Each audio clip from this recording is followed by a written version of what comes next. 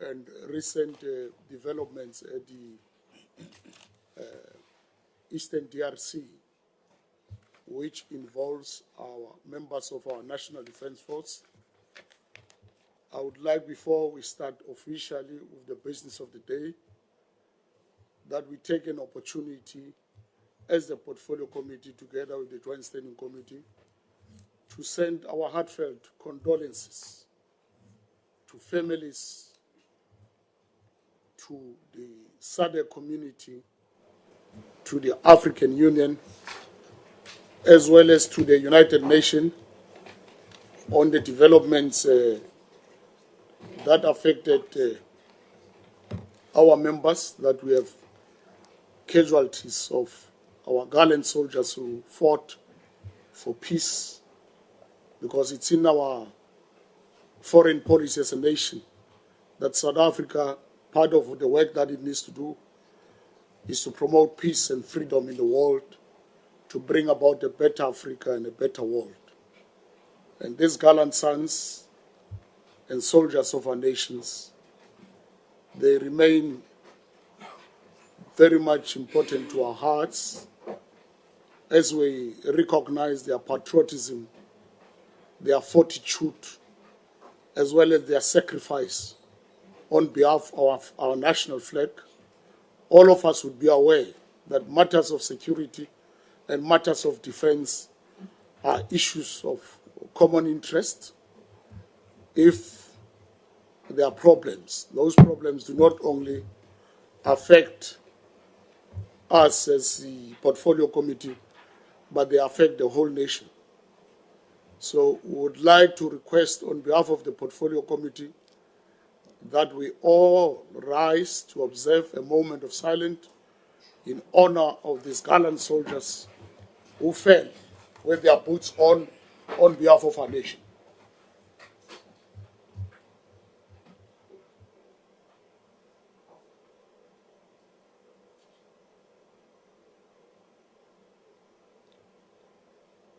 May their soul rest in peace.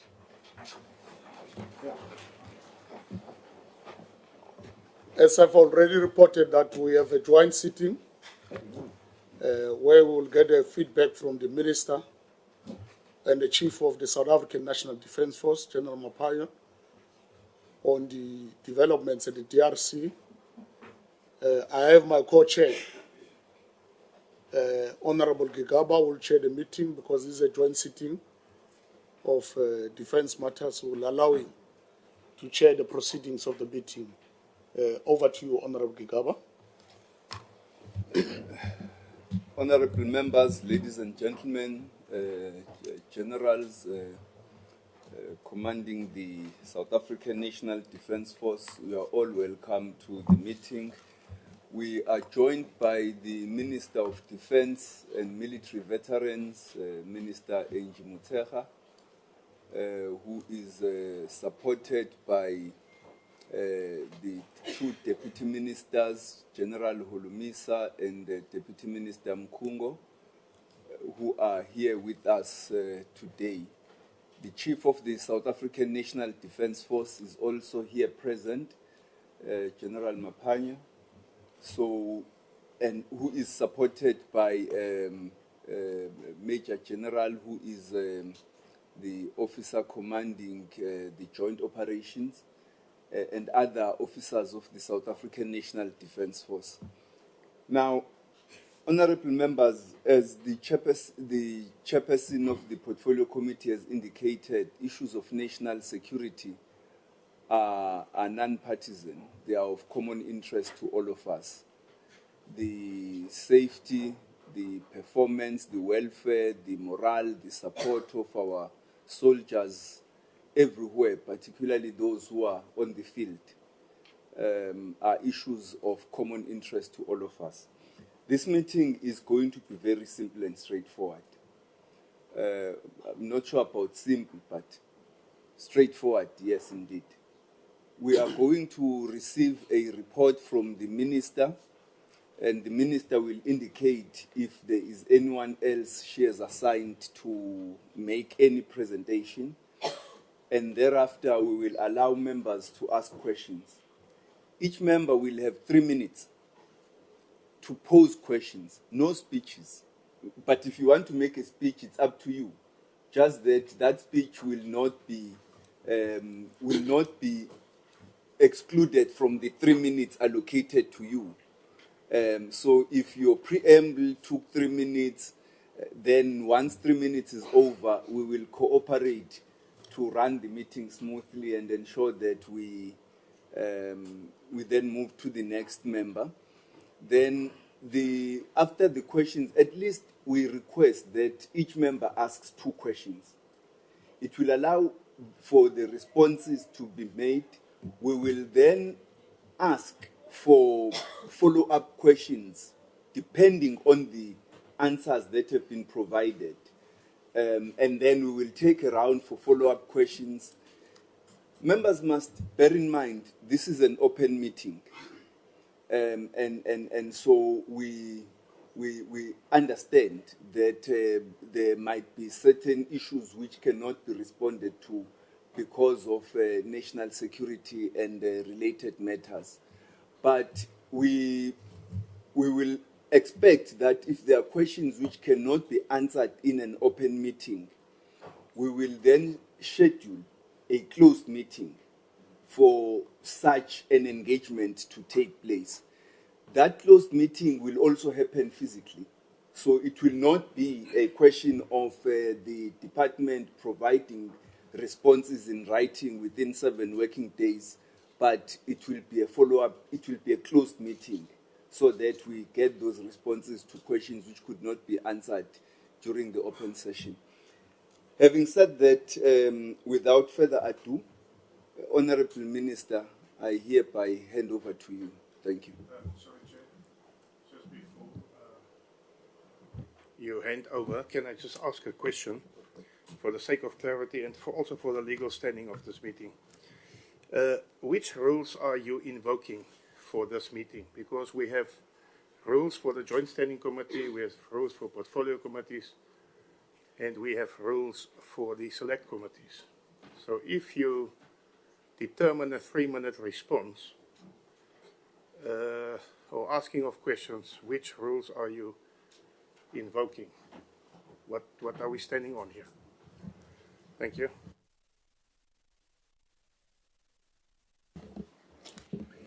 Thank you. Chair, you said you are giving each member 3 minutes. Then again, you come back and say the member must only ask 2 questions. So to me, I think the 2 are contradicting. If you say 3 minutes, do not dictate how many questions I'll be using my own entitlement as per your. Although we are not sure where are you getting these terms of reference for this meeting. And it's very serious that we are here today to discuss the matters of great importance where our soldiers are being killed. If we say we can't engage enough, we are saying we are not taking the issue of DRC serious. But anyway, the 2 questions, 3 minutes, and the question. Thank you.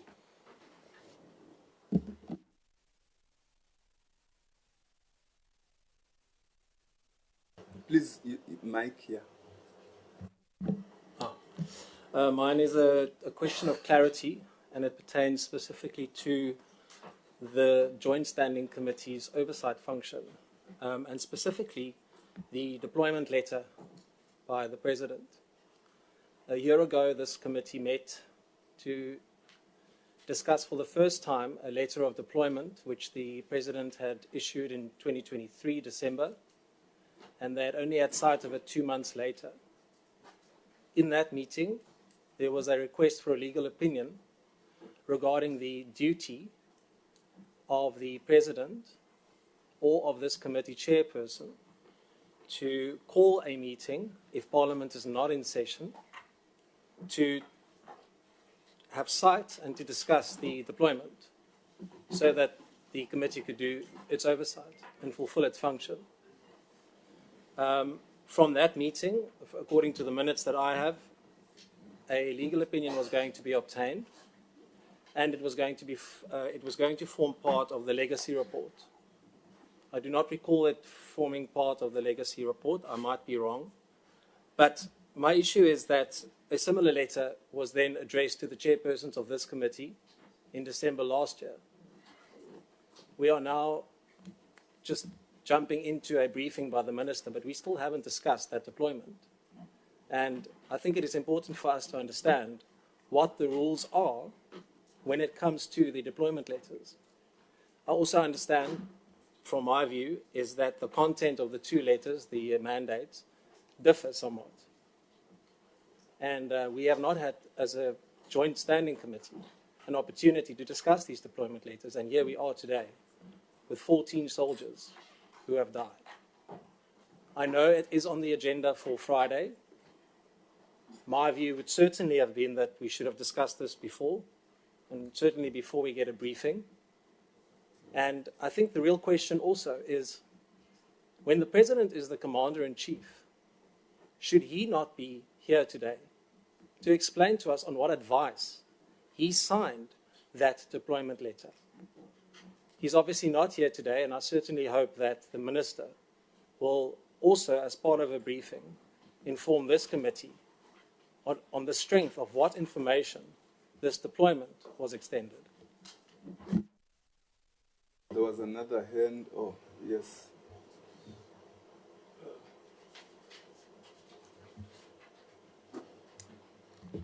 Thank you, Chair.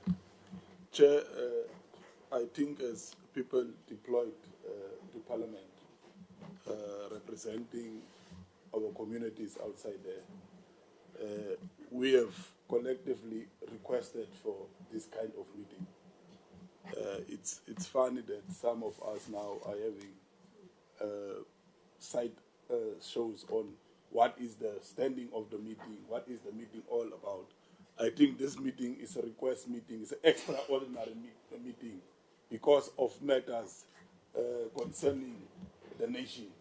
And we've called the Minister. We wanted, last week there was a parade here in the same venue of a meeting that was postponed. And today we start even off and not wanting to understand what is the meeting all about. The meeting is about us getting information so that we protect and be informed as members of these committees, definitely so, the Joint Standing Committee and the Committee of Defense. So we must accept the chair, and actually I want to applaud you for diligently calling this meeting on urgency so that we can get a briefing on what is happening in the DRC. And I think, Chair, that is what we should appreciate, that there's a joint meeting, extraordinary meeting that have been called. You will clarify the rules, what is going to be the rules, but we shouldn't bigger about the push on the issue on what is this meeting all about. We know what the meeting is all about, and I think it's important, it is for national importance that we get this kind of briefings on the urgent matter. I thank you, Chair. Thank you, Chair. Chair, yes, we know what the meeting is about, and that is to get as much information without compromising intelligence and security of our troops in the DRC. Under those circumstances, Chair, I would have a problem if you impose on us such strict rules that it is difficult to probe the information that will be shared with us and to get to the bottom of what has happened. The nation wants to know what has happened. You cannot make rules on the hoof.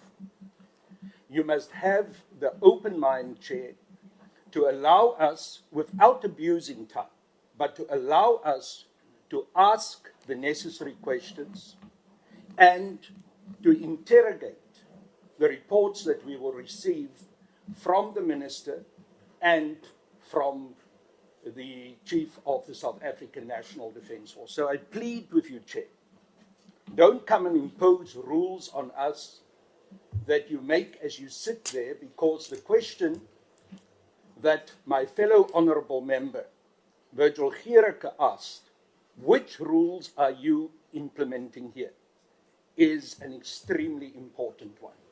And yes, Chair, I want to share in the sentiments that had been expressed here earlier, that not only should we have the Minister of Defence and Military Veterans here and the Chief of the South African National Defence Force. But we should also have had the President as the Commander-in-Chief of the South African National Defence Force here. Our nation is in mourning. We need to deal with these issues, giving it the seriousness that it deserves. Chair, this meeting is scheduled for 2 hours. But if the serious situation that we are faced with determines from us to spend 4 hours or 6 hours, surely our nation expects from us, as members of parliament who must have an oversight function, to give the time to do so. We cannot put ourselves in a straitjacket of a 2-hour meeting, nor can we have rules simply grabbed out of the blue sky and imposed on us. Let us have the time and the right to ask the necessary questions so that we can honor our fallen troops, and also that our nation can understand what has gone on. Throughout this country, South Africans are watching what is happening here today. They do not expect from us to have a time limit. They do not expect from us to simply sit here and say 2 hours and then we're out of here. Give us the time and don't impose rules on us which you yourself, Chair, will not be able to justify and cannot tell us today which rules you are implementing. Please, Chair, for the sake of this meeting, having the seriousness and also the consequence that we want, I plead with you to be flexible and allow this meeting to get the time that it deserves, and our nation to get from this meeting the information and the consolation that it deserves. Thank you. Honourable Member, thank you. Thank you very much, Chairperson. Let me greet you and all the chairpersons that are there, all members, the Minister and the Deputy Ministers, the officials that are here. Chairperson, this gives me a worry about us as the members who are here to get information so that we don't depend on the media. But now we're delaying a meeting that you suggested that we need to meet and get a briefing on the fatalities of our own country that have befallen in DRC. Then now we want the president in the meeting to be present here. We're saying that. Are we saying that we must cancel this meeting and wait for the president? And yet the ministers here with the 2 deputy ministers and the general, so that we get the information. We don't use the information that we're gathering in the media. This is the briefing session for both committees, an extraordinary meeting. Then you are trying to guide the meeting that we mustn't discuss as if we are in a funeral association meeting. We should be guided by the chairperson. And we're doing that. I think let's carry on with the meeting and get the information that we want here. The country is in tears because it's not for a particular somebody or the minister or the general, whereby we have these soldiers. Any patriotic leader will say that this is a crucial era. Then we need to get that information. Now, I think let us carry on with the meeting and get the information so that we don't depend on the media. Thank you very much. Thank you, honourable members. We've heard you. The purpose of setting a limit is to ensure that we don't spend. We've spent already 23 minutes of the allocated 3 hours of this meeting discussing issues which have got no relation to the briefing we're here to receive. Now, we're trying to avoid that. We're trying to assist the meeting so that the members can get time. If you want to have a follow-up question, to get that follow-up question. Should we allow each member 30 minutes to ask all his questions or her questions? What will happen? Because the meeting is scheduled to finish at 4. We may wish to be here the whole day, the whole night. Unfortunately, people schedule their programs on the basis of the time allocated to us by Parliament. And this meeting has been allocated 3 hours. At 4, it must end, just as we ensured that the other meeting, which was here prior to this one, had to finish so that we can start ours at 1. Now, if members wish to have an endless amount of time, we will then have to ask Parliament to allow us to have that endless amount of time. Honorable Niehaus and I consulted outside here before this meeting. I'm actually surprised that he's now speaking the way he does, because he even asked me to ensure that the chairperson of the Portfolio Committee doesn't speak for 20 minutes. I ensured that, Mr. Niehaus, as you suggested. But I don't know what has changed. Honorable members, please allow guidance on the matter. We are trying to ensure, so you are right, that if within your 3 minutes you can ask more than 2 questions, it's okay.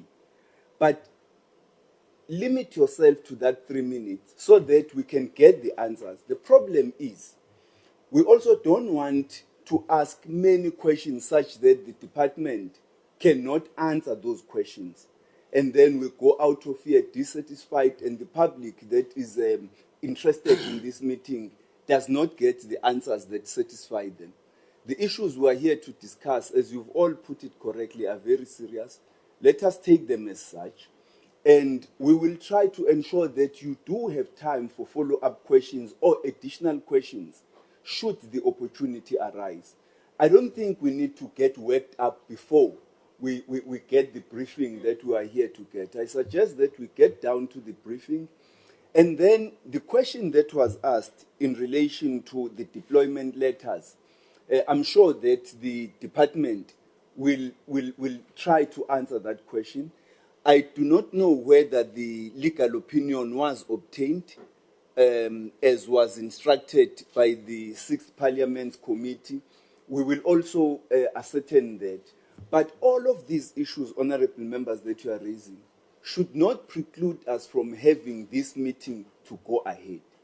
Let us calm down. Let us get the briefing. There is public interest on the matter. The public interest is not on our internal issues as the committee.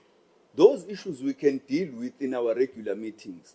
But for today, and given the public interest on the issue of our soldiers in the DRC, let us get this briefing and discuss that matter as much as we are able to.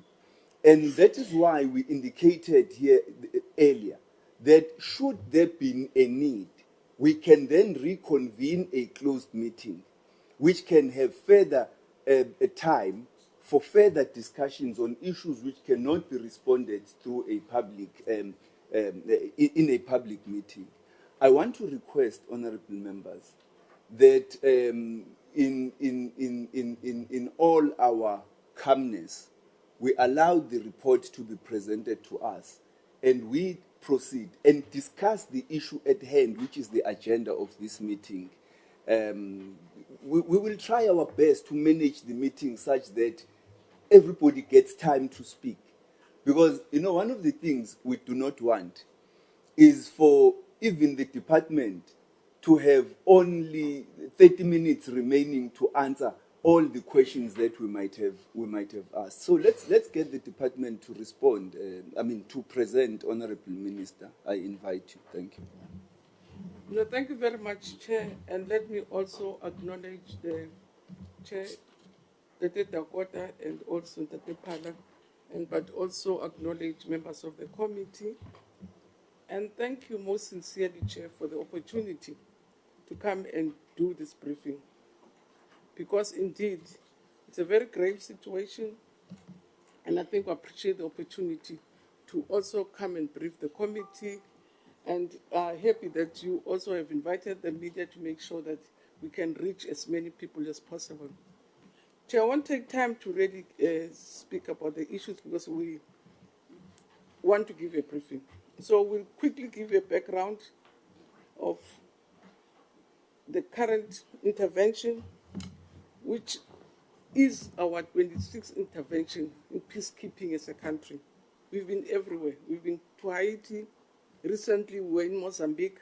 So it's really the work that as a country have been doing on a consistent basis, being part of AU, being part of SADC, but also being part of the world. That's why I say we're even from Haiti. And then we'll speak about the mandate of this one because we've been asked to specifically speak about this one, maybe not about the other missions that we've been involved. But I think more important, because we've been asked to speak about DRC, to give a sense of areas of operations, what is happening where, so that again members have a sense of where things are. And there's been also matters that have been, and that's why I'm very grateful that we have this opportunity, Chair, that have been really concerning the country and the nation in terms of capabilities that were pledged there. I think also it will give us an opportunity to explain that this is a SADC mission, it's not a South African mission. We'll explain how these missions work, that it's not us as South Africa who's in the DRC, but we are there as part of a bigger mission whereby the capabilities are capabilities that come from the 16 SADC countries. So it's a SADC operation.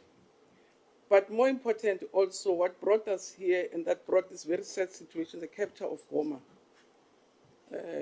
We'll explain again what happened in Goma, and as I say, on that very day, when there was this attack on Goma, I happened to have been in the area and was able to visit the different camps in Goma, was able to go to our Air Force, was able to go to our operations, but I was also able to meet the different forces that were in Goma. And what is currently keeping us very busy, Chair, is a repatriation of our remains from Goma. And I think when we explain what the situation, it will explain why it is an issue, because when Goma was attacked, the runway was completely destroyed. So we're working out with you and to make sure that we can relieve countries, communities. Parents have been contacting me to say, you know, they're like sitting in the water. If you have a deceased, you want to close the chapter and move on. But if you're not sure when you're going to have burial, it really brings more grief. And that's, for us, also a big priority. Then we'll also conclude, and I do hope as we speak, then we'll also be able to speak about the Friday meeting which we had at SADC, because this is a SADC mission, and that's SADC that is guiding the processes, and it's not because it's not a South African mission, Chair. So, Chair, so I don't go too long. I'm going to ask the General and his team to just speak to the items that we've identified, but as I say, we'll respond to more items that we will need to speak to according to what the members will require. So, Chair, through your permission, can I ask the General to...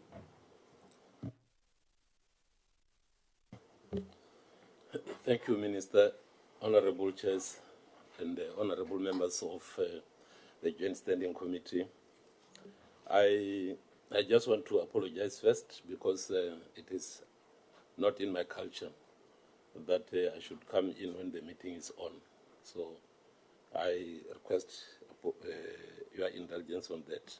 But on this specific point, Honorable Members and Chair, I want to indicate that maybe one should start off by indicating that the presentation today was prepared initially for the closed session.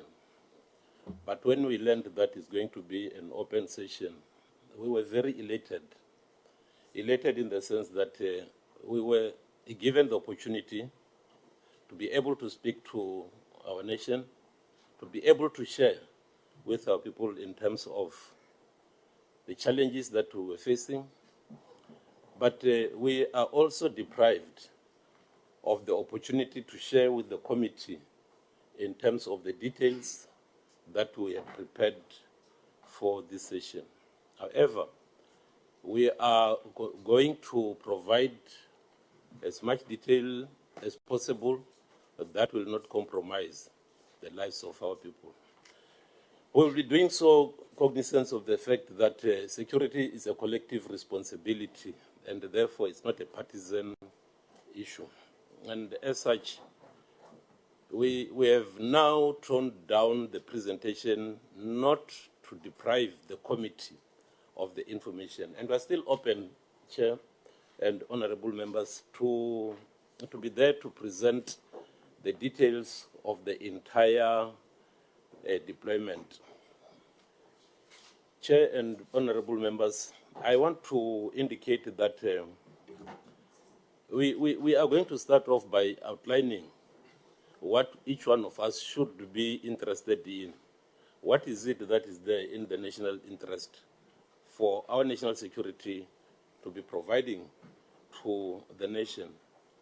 And secondly, why should the Defence Force be involved in such deployment? And those issues are going to be raised by the presenter in that our foreign policy hinges on the world and the continent and the region that is free of any form of strife, and therefore peace and security remains the cornerstone of that policy thrust. Now, the Defence Force involvement in that part of the policy thrust, defense, it's a tool of diplomacy as well. And therefore, we get involved because of the understanding that military or war is politics by other means, and that had been articulated by those who came before me, that understood that you will use your defense to enhance your diplomacy. Chair and honorable members, I am not going to take much as though I'm going to give the history lessons, but I just want to indicate that the deployment of the South African National Defence Force had been as a result of the SADC summit that took place in Angola. And that summit decision had made it possible for all SADC members to contribute troops, and those troops are the ones that formed part of Summit DRC. South Africa is amongst the troop contributing countries, with Tanzania and Malawi, and therefore this deployment was not solely a bilateral deployment between South Africa and the DRC, but it was a deployment of SADC, as the minister had indicated. So, Honorable Chair and honorable members, I've got the General Officer Commanding of the Operation Headquarters, Major General Godfrey Tulari, who will then give a rundown. He tried to tone down the presentation because it was prepared for the closed session, and as such, if there are gaps in the presentation, we will be able to fill in those gaps within the parameters of security considerations. Thanks, Chair. Thanks, honorable members. Yeah. If you allow, General Tulari can continue with the presentation. It's the report we want. Thank you, Chief. Honorable chairpersons, honorable members of the Joint Standing Committee on Defense, as well as the Portfolio Committee on Defense, the Minister of Defense, and the Deputy Ministers, good day. To start with, the SADC Extraordinary Troika Summit, plus the SADC Troika of the 8th of May, 2023 in Windhoek, Namibia, amongst others, took a decision to deploy, that is the SADC mission in the Democratic Republic of Congo, which is now, we know as the mission being Summit DRC, due to the M23 activities and the deteriorating security situation. The 43rd SADC Summit of the Heads of States and Government, which was held on the 17th of August 2023 in Luanda, Angola, endorsed the mandate for the deployment of a Summit DRC for a strength of a brigade-size force. Subsequently, all SADC member states were invited to participate in the SADC effort to support and assist the DRC by pledging and providing the determined and required military capabilities as two contributing countries, which South Africa was one of them. The contribution required to contribute to the acts of intensified hostilities perpetrated by numerous armed groups, including M23, and negative forces, resulting in the gross deterioration of security and humanitarian situation in the Eastern DRC. The President of the Republic of South Africa approved the pledging of capabilities and authorized the SANDF deployment to the DRC through the presidential minutes in 23 and in subsequent informed the Parliament. The mandate of the Summit DRC, which is the mission as it is known, is that the Summit DRC deployment is mandated by the African Union and the SADC Standby Force, Peace and Security Architecture to do the following. One, to support the Democratic Republic of Congo to neutralize negative forces and armed groups in the Eastern DRC to restore and maintain peace and security in order to create a secure environment. To support the FRDC by providing logistic, land, air, and maritime assistance in order to enhance its military operational capabilities. To provide support efforts to the government of the Democratic Republic of Congo to continue creating a conducive environment for humanitarian assistance and providing humanitarian relief to the population. To protect the critical infrastructure in the Eastern DRC, mainly to protect the civilians, their properties under imminent threat of the armed groups. The deployment in the Democratic Republic of Congo, which is the Eastern DRC, the SANDF has got two components. We have got the forces that we have pledged forces and contributed forces to the Summit DRC. And previously, before that, we were also and currently are contributing forces that is for MONUSCO. So we are participating in two missions which are co-located in the Eastern DRC. The intent of the SADC regional support, it is mainly to restore peace and security, and the mission revolves around the protection of civilians, as well as to establish a favorable security condition for maintenance of peace and stability. We also do assist in the stabilization of the Democratic Republic of Congo forces by means of training programs. A brief with regard to where we are today. The M23 rebel group had over a period of time been continuously conducting attacks on villages. The FRDC, the Wazalendo militia, as well as the Samir DRC forces. This includes the South African, the SANDF forces, the forces from Tanzania, as well as Malawi. Over the period of November 2024 to January 2025, there had been a number of attacks on villages in the Masisi areas, with successful counterattacks by the FRDC. The control of the areas had been changing hands between government forces and the rebel group. Then on Thursday, the 29th of January, M23 launched a heavy early morning dawn attack at 05:30 on our positions, that is in Sake, as well as the adjacent areas. And this fighting took place and lasted, that is, for 3 days. Summit DRC fought gallantly and defended their position and bases in Sake area up until today. Unfortunately, the SANDF, we did lose, that is, some members. Over the period of 3 days, that is from the 29th of January, fierce fighting by our soldiers, the M23, also suffered heavy casualties. The M23 then got reinforcement forces that took, that is another route from the north of Goma, and advanced, that is from Kibati, and subsequently that is to Goma. Our force elements positioned at the airport then deployed in forward position on the Kibati route, and they fought gallantly for 2 days to repel the advance of M23 to the Goma airport, and subsequently that is to the town of Goma.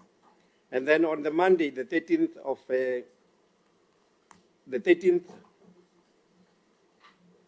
On Monday, the 13th Goma Airport and the town, it came into the hands of M23.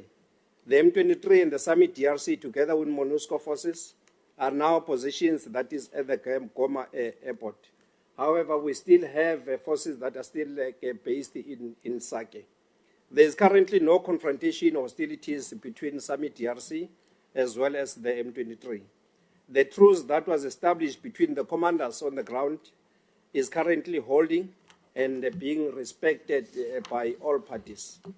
Currently, the priority we are working on day and night is the repatriation of the bodies of the deceased, as well as the injured back home, as well as including to those that are from Malawi and Tanzania. We have engaged the United Nations in New York, as well as MONUSCO in the Democratic Republic of Congo with regard to this repatriation, and we are continuously pushing them. We have engaged SADC through the Secretariat in Gaborone and continuously engage them on a daily basis in order that we are able to bring back that is our deceased as well as those that are injured. We have developed our own plans to conduct the return of the bodies, that is the injured for both, that is from the United Nations and from SADC. And currently, this is being addressed, that is by the United Nations and SADC, in order that it can come into fruition.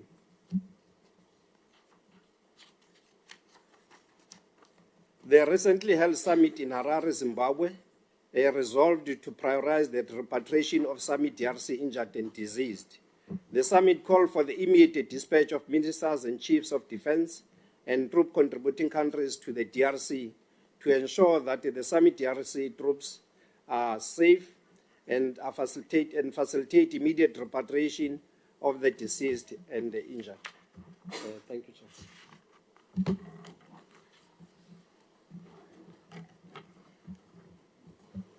Thank you. We shall then proceed to take questions. Thank you. What I will do, I will just go. I'll start from over there, come this way, because I can see virtually all members want to speak.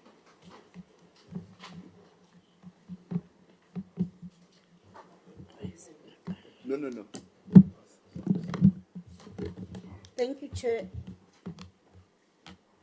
I might have not heard what they said about the repatriation of the remains of the soldiers that are there. Have they been repatriated, or is there a plan to bring them back? And are there any challenges on that score when they bring those bodies back? And also, Chair, to say with the generals confidently say our forces there are well capacitated to face the situation that they are facing. Thank you. Thank you, Chair. Thank you, Chair. The first question has been taken by an oral member with regards to bringing back the deceased. Can the department confirm when are they going to do it?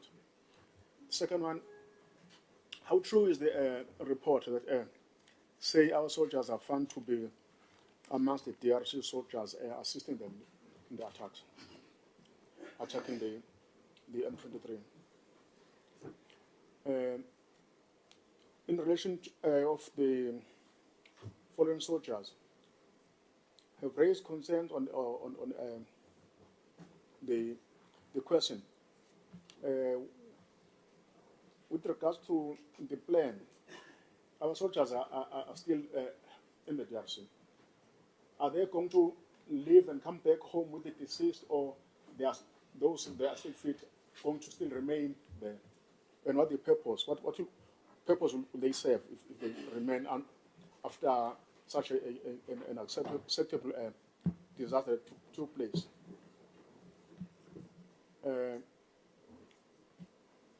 What is the current status with regards to the members as I've just raised.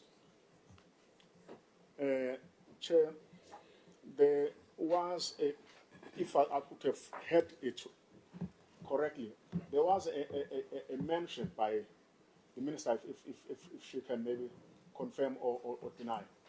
There was a mention that this incident took place when our soldiers were between the two. The M23 were on the other side, and the DRC soldiers were on the other side. So our members were caught by the bullets that were coming from behind. Can that be confirmed as the truth, or is something maybe I might not have the minister saying over the radio? Thank you. Thank you, Honorable Chair. Without wasting time, Honorable Chair, we are being made to believe that our soldiers are in the DRC for peacekeeping mission. But what is amazing, it's not for the first time our soldiers are engaging with the enemy in these countries. Same thing happened to Kah, whereby our soldiers died because of engaging with the enemy. Our soldiers are being turned to a defense force of other countries instead of peacekeeping mission that we are being told about here. It doesn't matter whether it's a SADC United Nations mission. It doesn't matter. But what matters here, it's a life of these fathers, mothers, wives, and husbands of the people who are dying. What I want to know, Minister, exactly tell the nation, what is it that our soldiers are protecting there? What is it that our soldiers are protecting? Because now you tell us about the peacekeeping mission, and you find soldiers engaging with the enemy. Really, it doesn't give any sense. It doesn't give any sense. When we are peacekeeping, what are real things that you are supposed to do in keeping peace? Are you waiting for war to start and try to engage the enemy as the soldiers? Here we're talking about soldiers of this country who are dying, protecting things. Tell us, tell the nation, tell the world, what is it that it's protected from that DRC at the expense of the poor masses of this country, whereby are being sacrificed to criminals? No one is protecting South Africans. And you always claim that you don't have the budget. You cry about the budget cutting, but you do have money, you do have resources to go and protect and defend other countries instead of peacekeeping. This is not a peacekeeping. Can we think about the lives of these people? You can wrap really, up, it's okay. Thank you, Chair. That's my take. Thank and you. It's worrisome. Thank you. Thanks, Chairperson. Chairperson, maybe let me start with a controversial question and then work my way up. and the Minister and General and Major General will decide what to answer. There are allegations that family members of President Ramaphosa have significant interests in mining in the Eastern DRC. Can this be confirmed? And how is this impacting government's decision to deploy troops to the DRC? Question, the M23 rebels are also claiming that they have captured SA troops and are confining them to their bases. Can this be confirmed? What is government's stance on this, and how will we rectify or turn this situation around? Then, Chairperson, maybe going to this, have troops been visited by senior officials? I know the Minister said she was there, but have they been visited from officials of SA to assess and confirm the situation on the ground? And if so, what has their recommendations been and what has been done? Reports also say that 14 soldiers were killed, but how many have been wounded? How serious are their wounds? Are they field hospitals? Are they receiving medical attention? What is the logistical support situation to these bases? And you don't have to go into details, but is there sufficient food supply, medical supply? Is there levels of medical support? Is there doctors?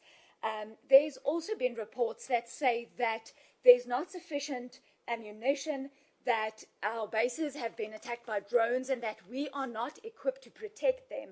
Is this the case, and how will we ensure that? Also, how open is our logistical channels from the from South Africa to the DRC, and have we been able to actually restock these supplies to our troops in the DRC, Chairperson? Then, Chairperson, I know that Major General said that there is a truce, but what is the current situation on the ground? Are we continuing with our peacekeeping missions, as my colleague next to me said, or are we confined to our bases? What is happening? And then, have our assets been secured at, for example, Goma Air Force Base, our aircrafts and those things? Because I can just think, should they be in the hands of M23 rebels? That is worrisome. And Chairperson, I will conclude with this question.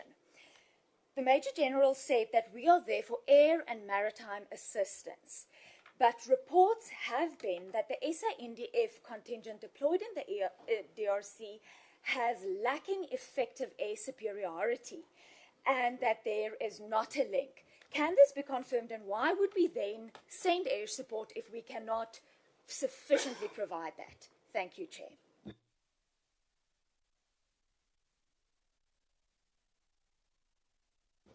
Thank you, Chairperson. Chair, as we speak now, we are told the M23 rebels have taken control of Goma, airport and other areas.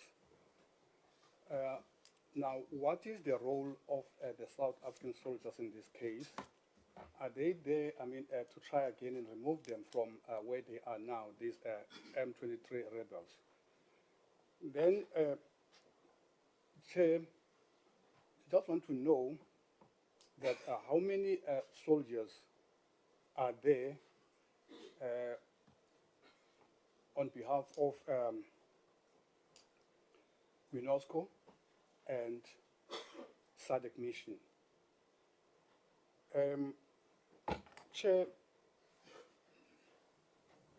I'm just checking if maybe there is someone who can tell us whether in that peacekeeping mission, Rwanda was approached in the beginning or was not, approached at all.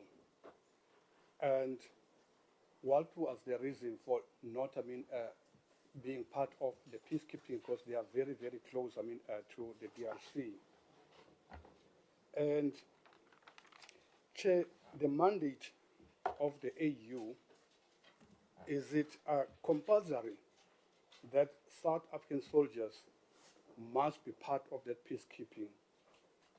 If it is the mandate, it is compulsory by the AU, why other neighboring countries are not part of that peacekeeping mission there?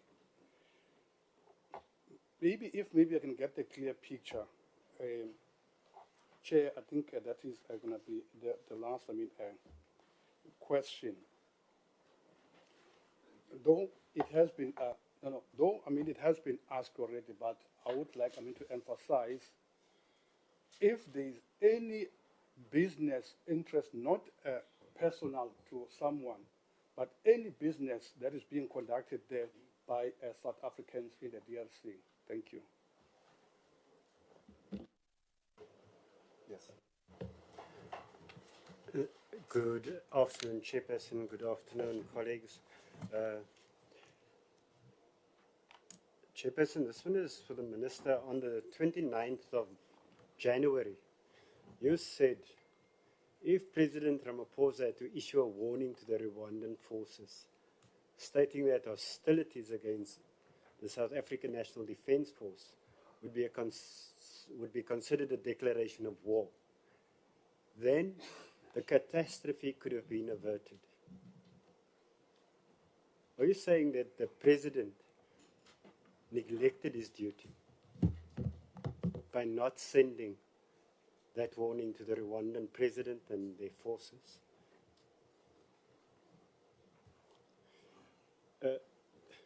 Then also, General, we deploy our young men and women, our soldiers, into Africa to go and do peacekeeping. And, so besides giving them guns, we have some very sophisticated weapons. There's the Oryx transport helicopter, can hold up to 19 people. Get them out of danger situations very quickly. Did we have that? Then there's the Roy Falk attack helicopter. And obviously, we know there's no peacekeeping mission. They're fighting M23 rebels. They're at war there. There's no peacekeeping there. People are attacking them, killing them. And we've got at least 8 out of the 46 Roy Falk attack helicopters that still work, General. And then there's some very sophisticated drone equipment, the Seeker 400, designed to perform tactical reconnaissance and surveillance in threat situations. We're sending people to war. Do we provide the air cover, the equipment, so that they can fight that war? Then there's also the Cheetah C-RAM. It's a counter-rocket artillery and mortar C-RAM system. Detects and destroys incoming threats. Had we sent these things, this equipment, we could very well have saved the lives of our young men there. But we didn't. We sent them there to die. We fed them to the wolves because we didn't give them what they need to go and do the job. There's no peacekeeping there. There's a war there. N23, don't ask, are you at war with us? You're a threat to them. So why didn't we send these things? Why didn't we send this equipment, this sophisticated equipment that we spend millions of rands, billions of rands? We give them now billions of rands to develop stuff, but we don't use it. We sell it. That guy sleeping over there, next to you, General. Just please wrap up, Honourable Member. He's in defense, he's sleeping. Thank you very much, Chairperson. He was sleeping. Thank you. You see why our people get killed there? You sleep. Your speaking time is over. Please proceed. Thank you, Chairperson. Chairperson, we all know that these fightings are to get to the actual mineral wealth within that area. And we all know the forces involved. It's a long-standing war coming on. The vocabulary they use now of a peacekeeping is contradicted by statements that speaks about peace enforcement. Now, if you enforce peace other words, you want to enforce something that is not there, obviously you must use these strong arm tactics, resulting then in a subsequent war. Now, it would appear that President Paul Kagame is hell-bent to expose South Africa as being involved in the heart of this war. He said yesterday on CNN, he said the people who are benefiting from minerals in Congo more than anybody else are South Africa and these Europeans who are making noise about it. That's the first point. We want to know why then is it that South Africa finds itself for so long in that area while the Congo is a member of the East Africa community surrounded by powerful armies, like your Kenya, your Ugandans, and all those type of armies, even Rwanda, that's got powerful. What are we doing there? What are we protecting? Are we using our boys, our soldiers, to protect the business interests of powerful, prominent South Africans? Are we using people, are we hell-bent to send them to their death to protect the mineral wealth that prominent figures protect in that area for their own benefits? That's a question. That's a serious question, central to this entire argument, because it is senseless. We don't understand why we are sending troops for peacekeeping and it results into war and our boys are dying. Secondly, the distortion, Chairperson, of the hoisting or the raising of the white flag that we've all seen on social media and in media reports. We all know, we are not fools. We know if you hoist a white flag, you do surrender. Yes, you do surrender. It's in a war. You cannot raise a white flag just to say, oh, we are here. Or come fetch your weapons here, as has been said. It is a token of surrender. It brings us to the point that we ask, are our soldiers effectively and efficiently armed for the type of combat that they are involved? Then the answer is no. If the answer is yes, 14 of our guys would not have died. The answer is yes, they are not adequately armed, trained, and equipped. And this is why they have died at the hands of those guys, of those gangsters, and those that are hell-bent to get us out there. Last question, Chairperson. Is the fact that I want to know why is it that South Africa must always play a big brother in the entire Africa? Yes, we are a powerful nation, we have a powerful economy, and we have powerful interests all over here. But why is it that we must always play big brother if there are capable and competent armies all over? We, Chairperson, in closing, speak on behalf of the nation and we say we are disappointed, disgusted in what has happened there. We express our condolences, our sympathies towards the families of the bereaved. We trust that God, through His Holy Spirit, will comfort the bereaved and their children. But we demand here this afternoon that we say an in-depth investigation must happen, and we must get to the bottom of this. And if people are not capable to lead military missions or even political missions, then heads must roll.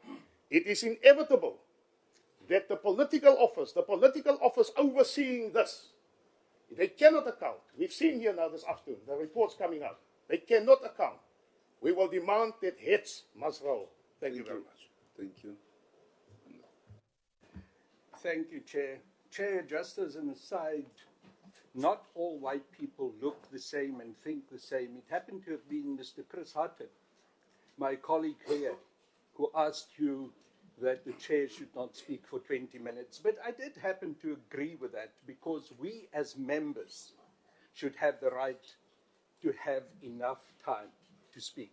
But in seriousness, Chair, I'm holding here in my hands a file which contains the reports, the legacy reports, since 2015 of what had been told to the Chief of the South African National Defence Force, also the current Chief's predecessor, and the various ministers. that the SANDF is not in a position to carry out an offensive mandate in any country in Africa, that the SANDF is collapsing. Now, it's taken a year for the Chief of the South African National Defence Force, General Mponya, to come to our committee. We've asked many times, he never dignified us with his presence. It had to take 14 of our SANDF soldiers to die for him to come here. We told the Minister of Defence and Military Veterans, the SANDF is collapsing. We cannot carry out an offensive mission in the DRC. Here are my 3 questions. Why are you Minister? And why is the President lying to us about the nature of the operation that we have in the DRC? It is not a peacekeeping mission. It is an offensive mission, and it is defined as such by the SADC. Therefore, you knew that our soldiers were going to be shot at, and you knew that you're sending our young men into the DRC to die in the killing fields of the DRC. You did not have the ammunition, you did not have the supplies, you do not have the money to have sent them, but you sent them to die for the mineral wealth that is being looked after, the mines that are being looked after, that belongs to Cyril Ramaphosa, his family, and his friends. On all sides, we have a defense of the mineral wealth rather than for the people of the DRC. That is my first question. My second question, Minister, and the Chief of the South African National Defence Force. When are you going to bring our soldiers back? Are you bringing them back now? And explain to us how you are going to bring them back.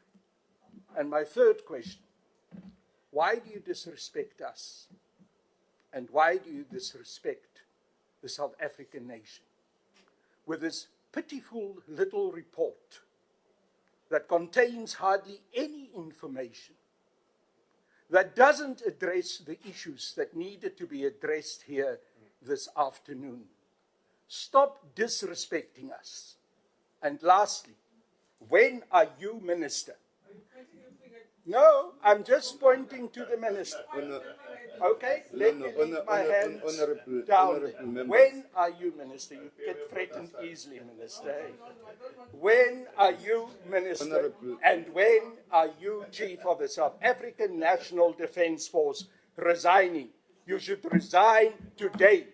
And when are the rest of your generals who were playing golf at Copperleaf while our soldiers were dying, when are they going to resign?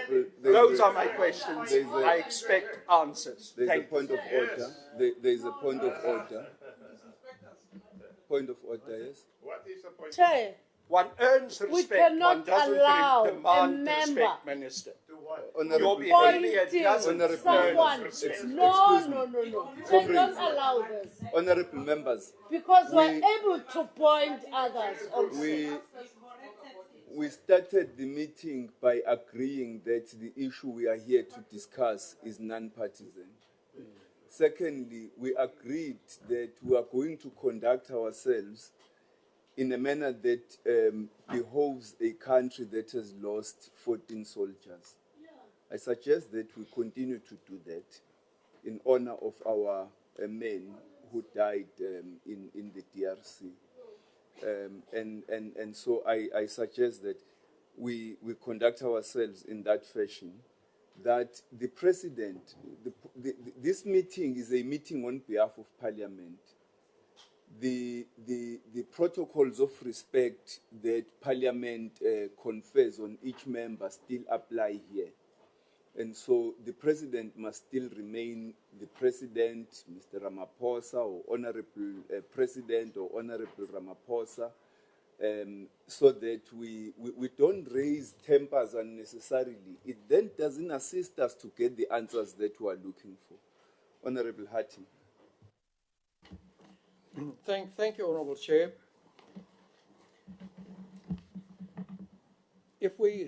Let's get this out of the way. The only person in this meeting who initially referred to the fact that this is a peacekeeping mission is the minister. Now, we all know it's not. The peacekeeping portion of the narrative that goes out is to appease the nation. What did the president order? He ordered to support and assist the government of the DRC in its effort to neutralize illegal armed groups and negative forces in the conflicted areas of the DRC, thereby ultimately restoring peace and security. Ultimately. The order is to go down, hunt down, kill and disarm these people. That's offensive. So I would like to know who advised the minister that this is a peacekeeping mission. And I suppose the president in signing this order was also advised the same. So I would like to know that in the light of our ill-preparedness for what we had to face in the DRC, no air support, no close air support, very limited logistical support, very limited medical support, and that's why we sit in this situation where we are today. So I would like to know, I would like to get some comment on the lack of our resources, our support that we have exposed our soldiers to in the DRC, and then also who advised the minister and the president that this is a peacekeeping mission, or did it arrive, did it grow somewhere, was born somewhere in a smoke-filled room? I don't know. I would like to get an answer. Secondly, the vague report about the United Nations, MONUSCO will negotiate the repatriation of the deceased. We certainly, as chairperson, we certainly cannot live with that in this committee. We are surrounded by M23. We are in an area controlled by the M23. We are limited to our bases. We cannot go out there with arms. We are, in fact, hostages in an area. We cannot get to our soldiers. We cannot resupply them. We cannot get in there with any air support, nothing. We rely on M23, and we have to thank them for water and food. And for them, we have to thank them for not retaliate for us killing so many of them, our brave soldiers. So I want to know, what is the plan? We can't ask the Secretary General of the United Nations to come explain to us how will our deceased will be repatriated, what will happen to our wounded, what will happen with our personnel. We're surrounded. What will happen to the equipment? Have we lost equipment to M23? And what is the plan? And then we can't say we are negotiating with United Nations or MONUSCO. It's happening today, and we need to know. So timelines, when will it happen? And then a question that comes up and of very concerned families, what is the situation with the deceased? Are they properly cared for until they will be repatriated? South Africa needs answers on that. Then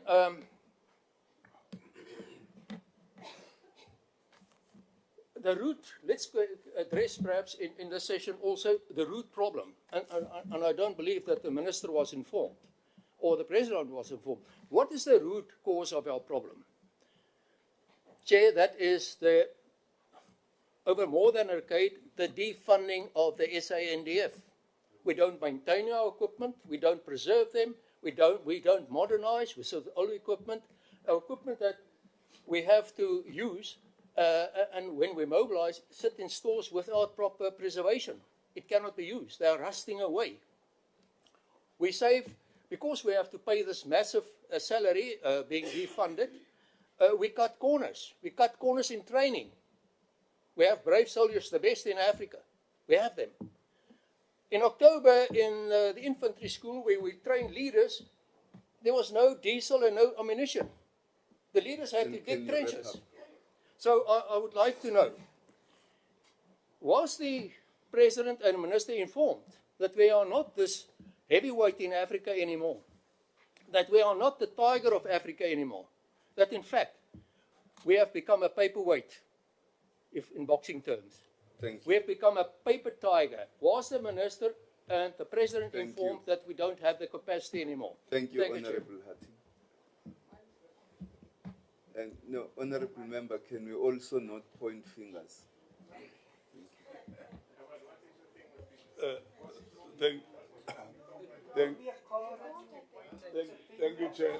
Honourable members, I'm sure. On a point of order, Chair. Yes, I'll come to the point of order. I'm sure we can all speak without pointing fingers and showing disrespect to one another. It is very possible. It's also very possible to be as robust as we want to be in our speaking without showing disrespect at one another. So let's try and do that. Point of order. Thank you, Chair. Yes. Sorry, there is a point of order. Yes. Chair, you have called out earlier on the Honorable Carl Niaus, right? And you don't do the same to the Minister, and she has been continuously doing it, talking in and intimidating members while they are making their points. And pointing fingers. Yes. So she must just hold herself in and relax. It's going to be over soon, but she must not do this on pointing, and then she thinks she can just do as she please. She's not. We are not here on her time. We also have our own schedules, and we want and demand answers. And even if we have to sit until tomorrow morning to get those answers, we'll sit here until then. Thank you, honourable members. I think we ruled on that at the beginning of the meeting. Let's proceed. Thank you, Chair. Chair, I will stick to the subject matter of this committee and not go to other matters. Minister, it is. Can you and the General just clear the matter of the SADC deployment and the participants in the whole mission itself? And also, my understanding that is that there's a lot of defense units on the ground in DRC. What is the effect of that, having so many units in one kind of peacekeeping mission? Secondly, Minister, this is a real important question, and I think it must be tried to be answered. Do we really still need our soldiers in the DRC? Do we need them to be there? Why do we need them to be there? And then, General, on your presentation, you are talking about non-confrontation, which is maybe another term, because the media have been moving with this matter of ceasefire. Is there a difference between ceasefire and non-confrontation? Because we've been told that the ceasefire for Rwanda to collect the bodies, for us to repatriate our soldiers, but the General is clearly now saying that there's just no non-confrontation in the meantime. Is it because there's no ceasefire agreement that you presented here as a non-confrontation? Lastly, Minister, what will politically be needed to restore peace in the DRC? What will be the ultimate to make sure that there's peace in DRC and our kids can come home safely and we can bring them back from DRC? I thank you. Thank you very much. Honorable Swartz. Thank you, Chairpersons. Chairpersons, firstly from our side, we also want to commend our troops that fought and died, and those that fought like lions. Now, for many years, I have argued that the defence budget vote is under-resourced, and in fact, on the 16th of July last year, I said, in this 7th administration, Honourable Minister, and more particularly the DM, with your military background, we must ensure our troops have the necessary equipment or admit that we are not up to the task and bring them home. I even quoted from that famous poem of Tennyson, The Charge of the Light Brigade, where he said, someone has blundered, but soldiers, theirs is not to ask why. Theirs is not to reason why, theirs is but to do or die. So there are two elements here. There's the underfunding, and then secondly, there's the military side of things. General, given the fact that you have this under-resourced, that you did not have the military capacity in as much as air support, we know 2014, the Roy Falk attack helicopters were very effective. Given that you didn't have those resources at your disposal, could you not have advised politically to the Commander-in-Chief, the President, that we're not up to this task, given that your own generals advised against the mission, calling it doomed to failure? That is my biggest concern. We sounded the alarm. We were ill-advised. And what was the degree of military intelligence? And again, Chair, I understand these operational issues. We fully would support an inquiry behind doors if necessary, so we can look into the depths of these issues. Was there sufficient intelligence when the MR23 were approaching? Why do we only have 3 forces from Malawi, Tanzania, and South Africa?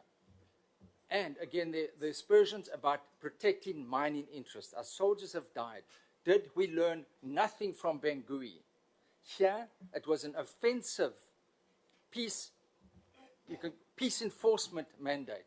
And given our lack of resources, General and your staff, did you seriously consider whether you were up to this task? Chairperson, I would also like to ask the Minister, when you deployed there, and I've got 20 seconds, and thank you for going there, but did it not put the soldiers in greater risk when you were there now? Because soldiers had to be withdrawn from the front lines to protect you. But again, you saw exactly what was going on. You saw that was issues, but maybe you can address that visit. Thank you, Chair. As I say, I support an inquiry into this. Let it be held behind doors if necessary, given the operational issues. But our soldiers have died, and we warned about that in July last year. I thank you. Thank you. Thank you very much, Chair. Chair, my first question would be, where is the presentation that the General have read to us? Because we must be, as members of Parliament, be privy to such information. Because I asked my member that serves on defense, and we didn't receive such a presentation. So he must send that presentation because, one, as a chair, you shouldn't have even allowed for this meeting to have continued without giving members of Parliament a presentation, whether it's via email or so forth. This Parliament have rules, and part of those rules is that we must be furnished with the critical information that we are supposed to engage with. So it's quite disappointing. Number 2, Chair, for the mere fact that the generals are seated here with us this afternoon, it means that there's no peace there. Why must we wait to bring back the soldiers that are still stuck in the DRC? Why must they still be there protecting the interest of white monopoly capital and the interest of Mr. Cyril Ramaphosa? Why must lives be lost? They must ask that question. Maybe perhaps, Minister, your spokesperson will help you. But it's disheartening to see kids on TikTok crying for their loved ones that are still stuck there, not knowing are their parents safe or not safe. Doesn't that rock you? Doesn't that shake you? Because if it's in fact true what the major is saying, and I'm not pointing to him, I like to speak with my hands. If it's indeed true that what the major is saying, we would have had at least bring back our soldiers by now. Because the minister went there, some Secretary General also went and paraded there, took photos and come back. And didn't bring back our soldiers that are dying on a daily basis. In fact, we need the truth. There's not this fancy report that we have just received now that everything is hunky-dory, there's no issues. It's a lie. And we are being misled as Parliament. So that's why we need the report and this presentation, so that we can, if there's indeed we are being misled, there's a recourse as this Parliament that we can take. We cannot let the blood of our brothers and sisters be in vain like that. We cannot continue like that. The last, we knew for about 10 years, Advocate, that the budgets were cut on year end, and we have rejected these budgets. And forever we were told as EFF, you are rejecting service delivery. Because we knew why we are rejecting them. Because how do you pass a defense budget? We can't keep our country safe. We have been exposed. Thirdly, what was the intelligence, the military intelligence? Couldn't we have perceived this attack on our soldiers and further attacks that might still happen as we are seated here in this air-conned offices of ours? Work needs to be done. Boots needs to go to the ground. We need to bring our soldiers back. And I want to propose, Chair, again, there's budgetary constraints. Why are we parading on Sona Day all of those troops here? If there's indeed budgetary constraints, because if we look in terms of the money that is spent to bring those troops here, the money that is going to be spent to feed the troops, and all of that, there's nowhere in the Constitution that it stated that Mr. Ramaphosa must have that. In fact, he should have called it off and said to Parliament, in line of having our fallen soldiers, we will not be paraded. Because what are you parading? What are you showcasing? We knew that the Rooivalk and the diesel pumps and everything were broken. We were told that as committee members in appropriations. We're told that. And yet, we sit here this afternoon and come with a honky-dory report and think things are normal. Carl is correct. The minister by now should have held her head in shame. The generals by now should have held their head in shame to come and disregard Parliament like this with some clumsy report that they think they can bypass us like some of us can't read. So by now they should have at least we should have found themselves there. If there's indeed peace, let them fly out tonight on a plane. If indeed there's no threat and everything is hunky-dory as he stated, let the two generals that are seated here today, let the president send them there, and then we will hear from them how they will return. Thank you, Chair. Thank you. Thank you, Chair. I have 3 questions for the Minister. Minister, I want to take you back to an interview you did 2 weeks ago on live television. In this interview, you spoke about our equipment and you said, we are not where we want to be in respect of equipment. And the interviewer then asked you about our air support, a question which you very neatly sidestepped and said, war usually comes with casualties. And then you said, we have trained and capable personnel.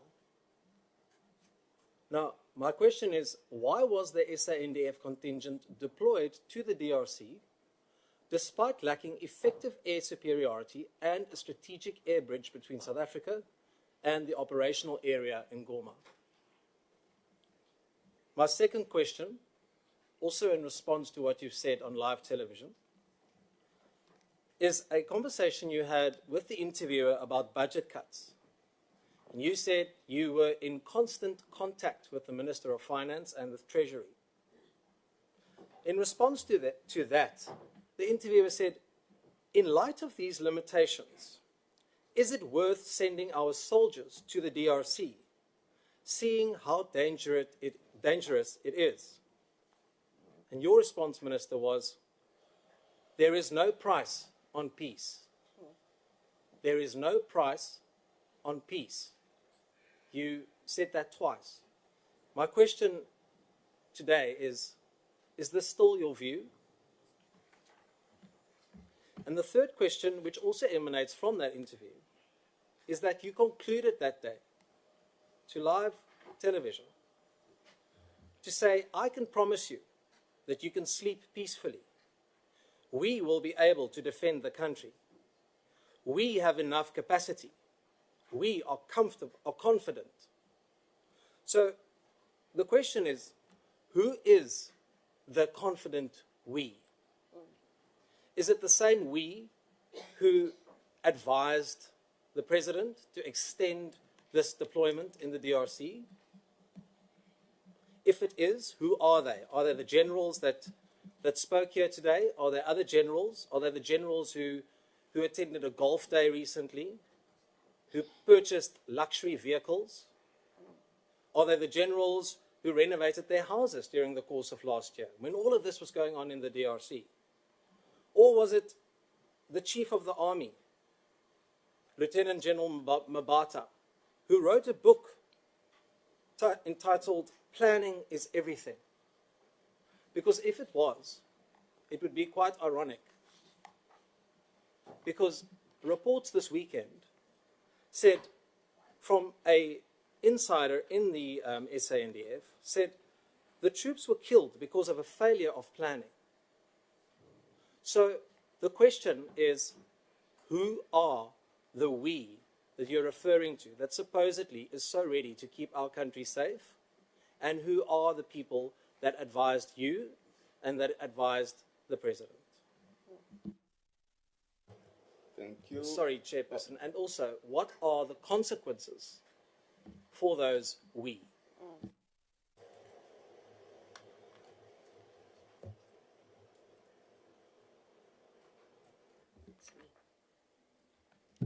Oh, are you speaking or jumping? I'm speaking. Okay. Thank you, Chair and coaches. I think we need to appreciate the report as presented to us. At the same time, put the family members who lost their loved ones.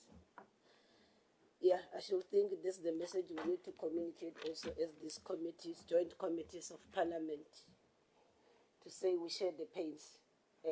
They've lost their lives. But at the same time, Chair, I should think we need to, I'm glad that you gave a direction that we need to deal with this matter with the sensitivities it has.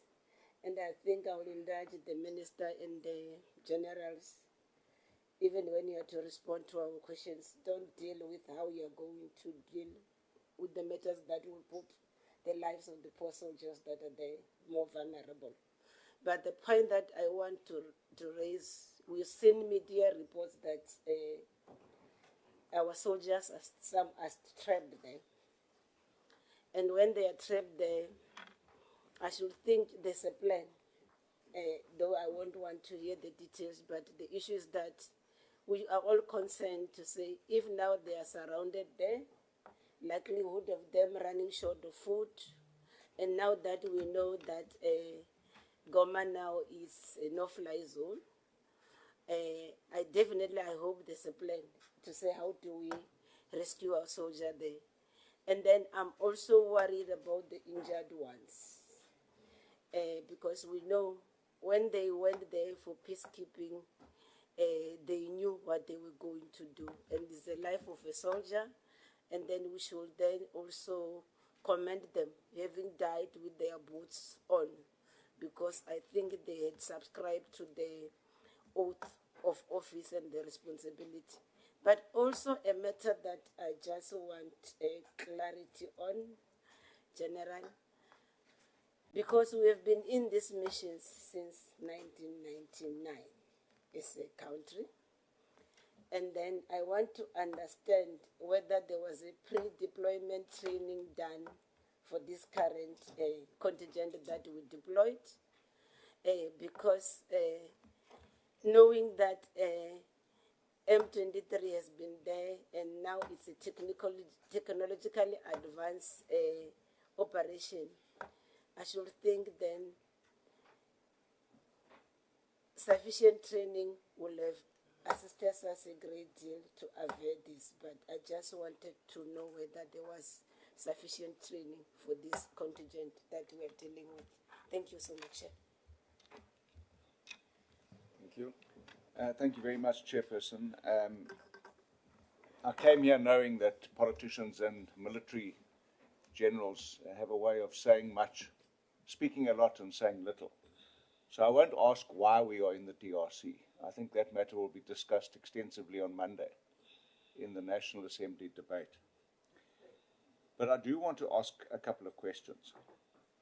And the first one is, the Minister said that they are very busy repatriating the deceased. The very people that my colleague, Honourable Ngobeni, warned in July 24 in the BRR, she said troops are going to die. It's one thing repatriating deceased people. What about evacuating the injured? Casualty evacuation. If there are no casualty evacuation plans, and the Honourable Members just said Goma is a no-fly zone, we're going to have more body bags coming back to South Africa. So what's the plan with the evacuation, casualty evacuation? That's my first question. The second question, what is the status of the bases that our troops occupy in Sake, in Goma, in the Eastern DRC? Are they prisoners of war or hostages? We've seen the images. The images of the base camp that I've seen indicate that our troops were actually more like a ragtag militia than the people we were fighting against. Are we providing them logistical support, food, water, ammunition, firepower, air, and artillery support? If not, at whose mercy are they? The third question is, what support are we giving to the family of the deceased soldiers? The fourth question, what is the situation with other collaborating forces, troops? We hear some of them have been evacuated, gone. Ours are still there. And lastly, are we reassessing our involvement in the Eastern DRC as a peacekeeping mission or offensive fighting force? And if we are, when are we going to withdraw our troops? Thank you. And Chair, I don't think there's any debate about whether there will be an inquiry. I believe that we are going to push hard on Monday for an inquiry to take place about what happened in the DRC. This portfolio committee won't cut the mustard.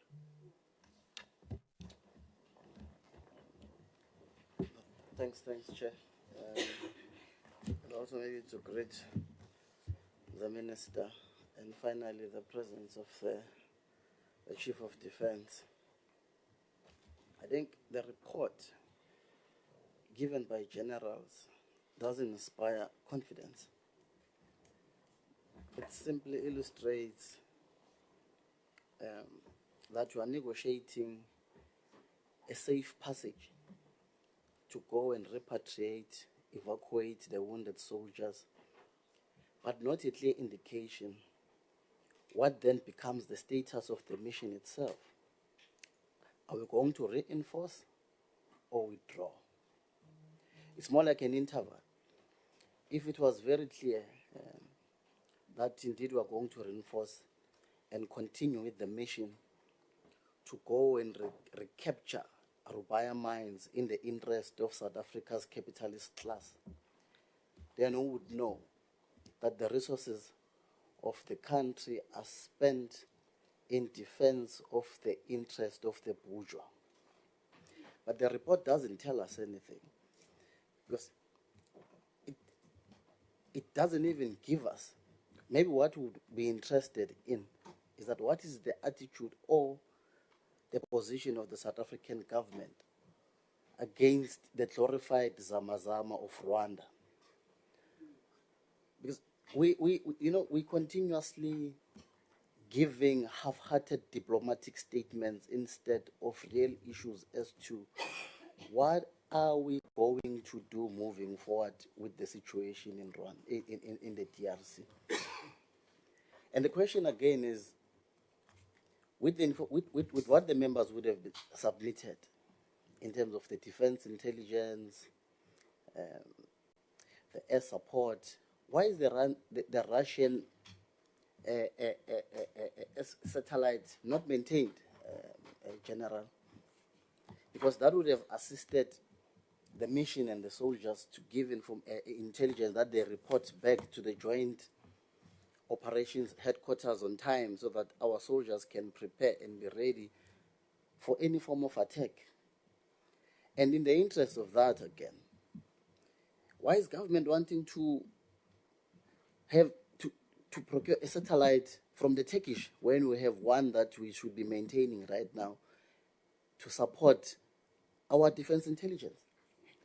Because it illustrates our vulnerability in terms of national security and undermines the mandate of the South African National Defence Force in terms of our own territorial integrity and sovereignty.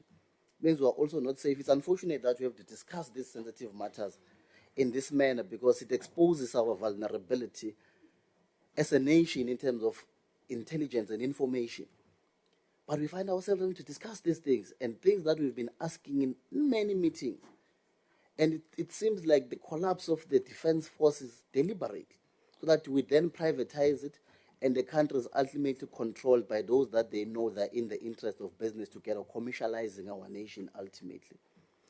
So if we can be given that kind of a status, as to what then is the state of the mission, and if reinforcements do happen, what are the financial implications? And lastly, Chair, the P7 account, when these reimbursements happen from the UN, does it directly go to fiscus, or because there was an argument of saying these reimbursements must come back and fund the defense? Are they utilized to fund the defense, or they're doing other things at this stage? Thank you, Chair. Chair.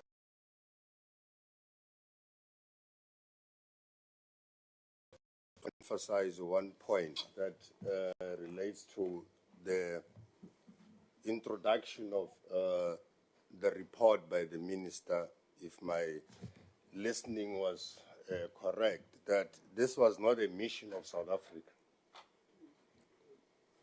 South Africa did not wake up one day and decided to go and just wander in DRC.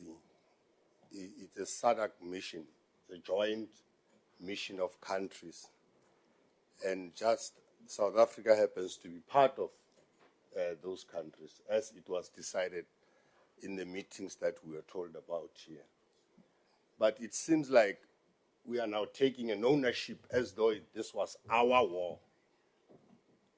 And therefore we are demanding answers from ourselves. But the answers must come from the joint body that has decided to deploy SADC soldiers in DRC.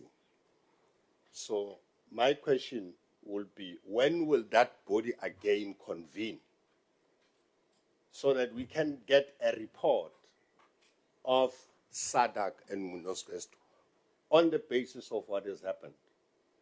how are they intending then going forward to address this matter? And as a country also will be part of that. And our answers will come there. But that does not, of course, say we shouldn't address ourselves about our involvement. But one thing that surprises me, we say we want answers from department and the defense. But we seems to be, some of our members, knowing more and having more reasons why we were there. But you want to ask for reasons why we were there. But you are telling us why we were there. Diamonds, Ramaphosa, and so on. That means you are part of it somehow, maybe. You are only telling us indirectly that you are part of why, what needs to be protected there. So you must organize another meeting where perhaps you will come and tell us what more do you know beyond what our soldiers was there for, and which is what we are here to listen to, and then we can take an informed decision from the people who are involved. No, I didn't disturb you when you were talking. When you were talking about the bourgeoisies, you must come and tell us these bourgeoisies you know about. So, Chair, no, they must keep quiet. You must keep quiet when you were talking. No, keep quiet, please. Keep quiet. You are not going to tell me what to say. Keep quiet. No, keep quiet. I kept quiet. No, keep quiet then. Honorable member. Honorable member. No, you must keep quiet. I'm now talking my input. I'm not going to talk your input. Honorable members. Honorable members. Yes. Listen to the chair. Listen to the chair. We are not expecting response. Listen to the chair. Honorable. Yes, you'll hear from us. Please listen to the chair. We are no, hold on. We are obligated. No. We are obligated to take the wait. Order. We are no, don't help me. You cannot allow people who have been howling. Honorable member, you are out of order. Honorable member, you are out of order. Please allow the chair to chair. Let's calm down. If there is a point of order, we're obligated to listen to it. Then the chair will rule. Let's all just be calm. You know, there is a point of order. Thank you very much, Chair. Chair, there are meeting protocols and there are rules of parliament. Yes. And we are obliged, and we can call a point of order. Maybe perhaps somewhere the member have lost it in the induction of parliament. Please raise the point of order. Secondly, you must respect your authority as the chairperson. If for some weird reason he doesn't respect your authority as a chairperson of this committee, he must not bring it here. And thirdly, we have no part, Chief, of you sending soldiers there to die. Sure. That is Mr. Ramaphosa, because he's protecting the minerals of his white friends. You are not raising a point of order. No. Honorable members, you are not raising a point of order. You are debating with the speaker because you disagree. So there is a point of order. There's another point of order. Chair, we are entitled to have views, and at the same time we're entitled to ask questions. The honourable member is trivializing the views that we have expressed and try to hide behind that in order not to ask questions himself. He's supposed to pose questions here to the General and to the Minister. Let him do his job and not try to play political games. Thank you. Honourable members, let's pass this point. The member has also finished making his point. Let's move on to the next speaker. Thank you, Chair. Chair, I was happy to hear Honorable Harting to say that we have also killed so many of them in DRC. Honorable Chair, I should think that on this issue of mandate in TRC, it was clearly stated by the General when he made his presentation. But I will also again ask the General to repeat that mandate. We've been talking about the repatriation of the deceased, but we don't have time frames. This is the 5th day today. When exactly are we repatriating the deceased troops in DRC? General, in front of me, could you please take us into confidence as to are our troops adequately trained and equipped? The last question would be, in fact, it's not a question, it's a clarity about this white flag. Because to me, when I watched TV, I didn't regard that as a white flag. And I don't know, General, maybe you might school us. Do we use white flags in a war situation? Because we last, according to my knowledge, we last used the white flags during 1906 Bambata rebellions. Thank you, Chair. Thank you very much, Chairperson. Chair, as members sitting in both committees, we are aware of our forces being in the DRC. We are aware that as South Africa, we have an active participation in the regional security mission. That includes in the DRC. So, as Bangatin challenge, and now, knowing quite well about the issues that have occurred in Goma, having the fatalities, what is the situation now around the soldiers that are there in the DRC? So that when we speak here, we need to look at the issues and look at the situation on what to advise the Parliament. Then again, there was a meeting that took place on the 31st of January of SADC. Surely, there was something that they said about the situation that is happening, be it Rwanda or DRC, if I'm not mistaken, because I'm seeing a president talking in the media. So I'm just checking because that's a SADC mission that our soldiers are involved in. And now, I want to know what will happen or what will happen to the soldiers now that they are there. And then also, after that 31st meeting, were there any attacks that occurred? Or at least now it's quiet. I know you cannot preempt because also the attack, it was not known, I think so.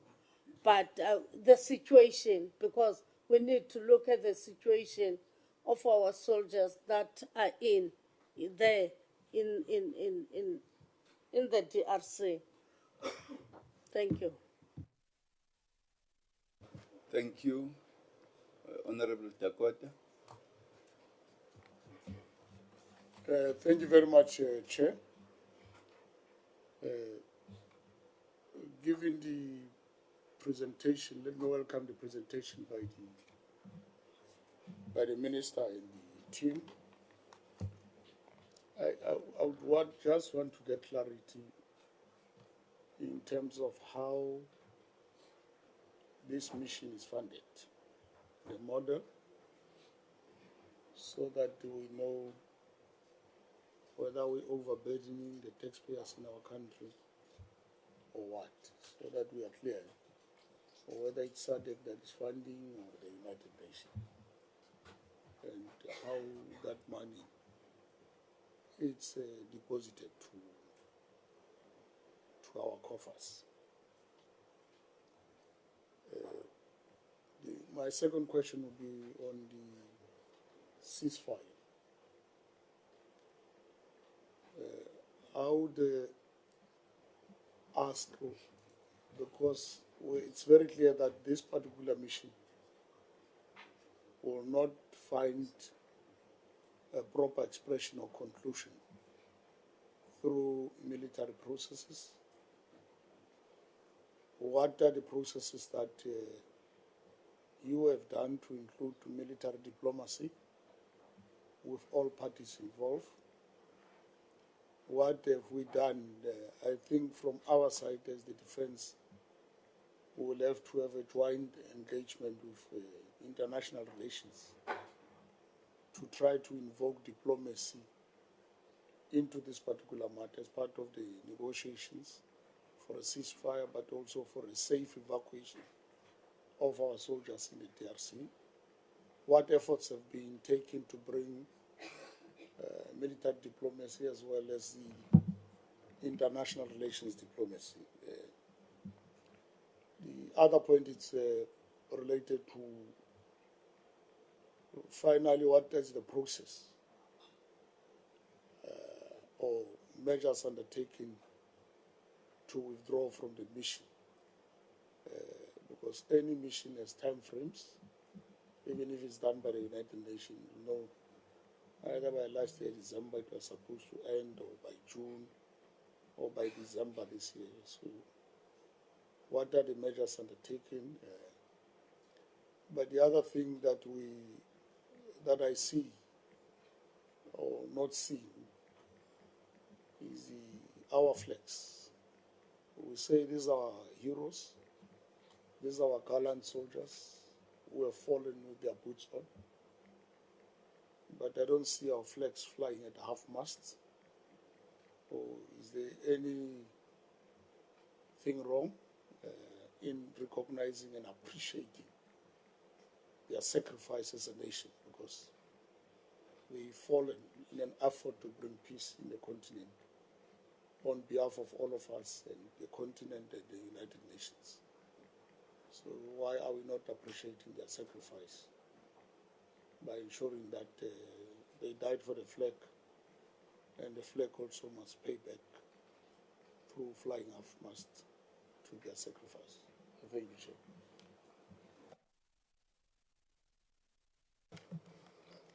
Thank you, Chair. And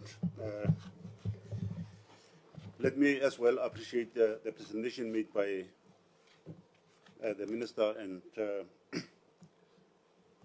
the command staff.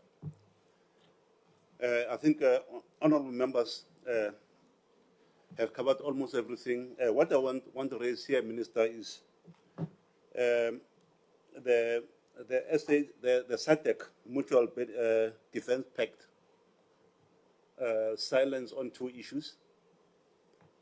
One is on the root cause of the problem in DRC. Secondly, what is silent there is non-committal by the countries around the Great Lakes. I would propose, Minister, that this pact, the pact must be reviewed, it must be looked into, I propose that the Secretariat, including the TERCO, must look into it and consider these two things which I'm saying they are lacking. That is the root cause, including non-committal by the fighting countries around the Great Lakes. Thank you. Thank you, Minister. If I may also take the opportunity to ask a few questions. I think the first one, and I must declare that I'll also be happy if these questions are not given detail, since we are still in operation. The first one is, did we have intelligence prior to the attack? And did we know, were we caught by surprise that the Congolese would fire at M23 or Rwanda over our heads, so that we would then be caught in the crossfire? Secondly, were the forces deployed in the DRC equal to the mandate that they were given? And they were they equal? Because from what we have heard, we are facing a complex situation there, which not only involves the M23 Rwandan forces and the DRC government. There are other militia groups which are fighting on either side of the camps. Were we equal to the opposing forces in terms of strength and capability, training, equipment, and everything involved? Thirdly,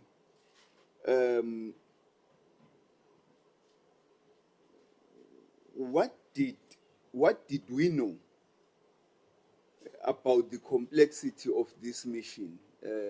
Correctly, we've been assisting DRC to keep peace since 2001. We've been there at various phases.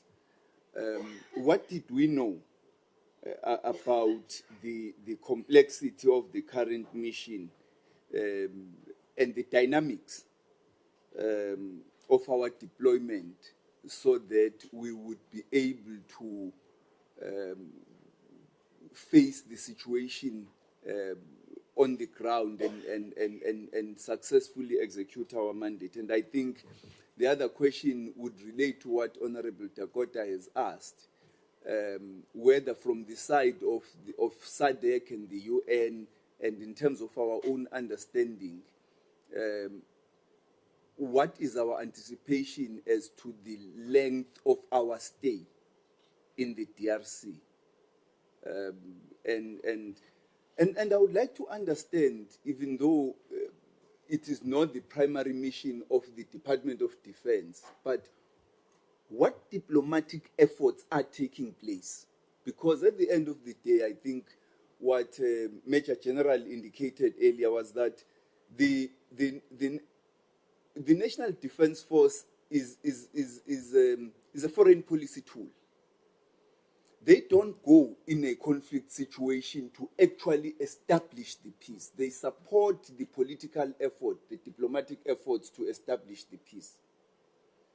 So, what are the diplomatic efforts currently undertaken to bring about lasting peace, so that we can begin to anticipate that at some point we will have to bring back our soldiers? And I know in asking this, it's a complex question, because several times we've left the DRC thinking that peace has been established, but we found ourselves having to go back there because the conflict in the Eastern DRC would have erupted again. And finally, we've seen a lot of pictures, videos some of them depicting the actual conflict moment. Is it allowed that soldiers on mission should have cell phones taking pictures of the situation? I know that their families would be interested, but doesn't it endanger not only their lives, but also the lives of their colleagues? That whilst there is shooting all over, you are carrying a mobile phone, taking videos and pictures of that situation. Doesn't it endanger the mission? So, Minister, we hand over to you. No, thank you very much, Chair. Let me also take this opportunity to thank members for the engagement and the questions which, again, help us appreciate areas of concerns that the committee has. Chair, I won't take all the questions. I'll just answer a few, and then I know the generals will be able to answer. I think when we answer, we'll also have to explain the sequence of events when first the fall of Goma as a city and then at the airport. So there's a member who raised the issue about shooting over our heads. It was at the airport where we have a base, your air base and your logistic base. And that happened after, that's where we lost the 3 soldiers. So what would have happened, which led to also in the statement that one of the members from the EFF raised, was that there was an incident where the missiles came from the direction of Rwanda, and they landed on our base. And that's the first report we have, because after every 2 hours we do get reports of what is happening there. It only emerged later that it was not Rwanda that had initiated the shelling that landed up in our base. It was a response to a shelling that came from the DRC into Rwanda's direction, and Rwanda was reacting. And that's why we said, if indeed Rwanda would have deliberately targeted us as a peacekeeping force, which means they would have been declaring war. But clearly, they were responding to the DRC and not to us. And I think that's where the statement came.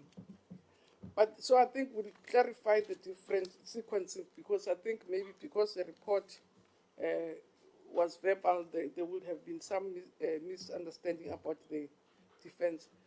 The only matter that I must say, Chair, I feel requires answering is these allegations about the reasons why we're in Rwanda.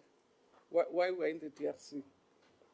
Chair, it will really shook me to the core that heads of state of 15 countries meet in a specific day. We are saying on the 8th of May at Windhoek in Namibia. Heads of state took a decision for the Summit DRC mission. So from the allegations, so it means all of them, 15, agreed to go and protect the interests of South African business.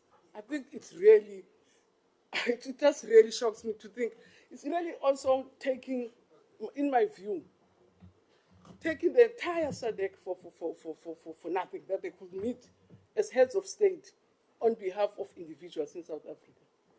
It's a mission supported also by AU. So even AU will sit and support a mission that supports certain individuals in South Africa.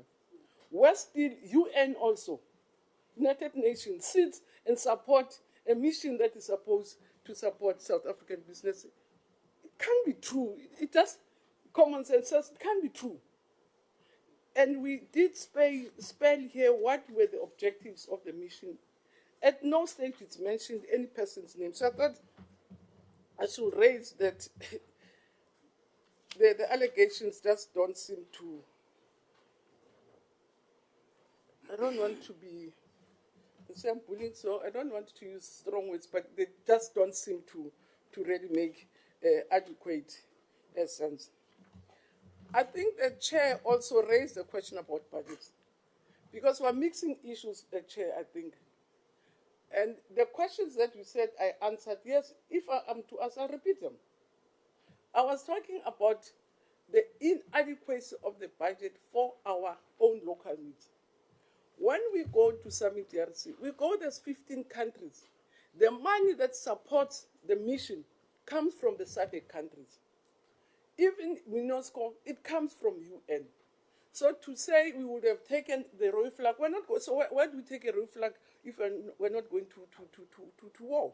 What we take is things that, like we were attacked to protect ourselves. So you take enough to protect yourself, but you don't take your firepower to a country as if you're going to war with that country. We're not going to war to that country.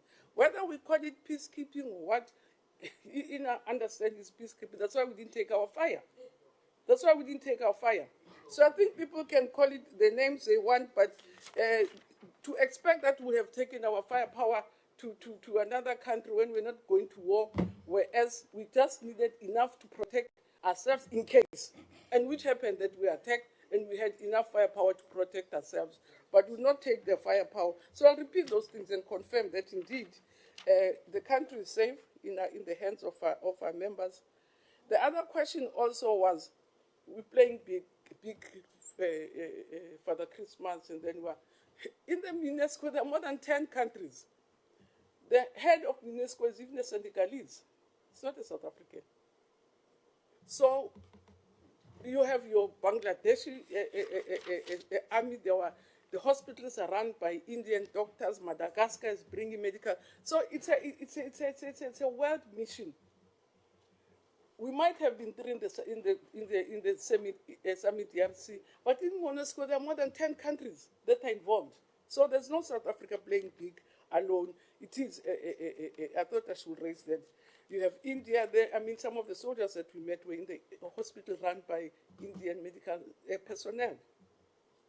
There was a question whether we saw, we did have an opportunity to meet the injured. Yes, we did. We were able to visit the injured at the SANDF DRC hospital and also at the UN hospital, right? So we were able to see them, even all of them. We were able to visit them that at the time had been repatriated. That's the soldiers were distracted because they had to protect the minister.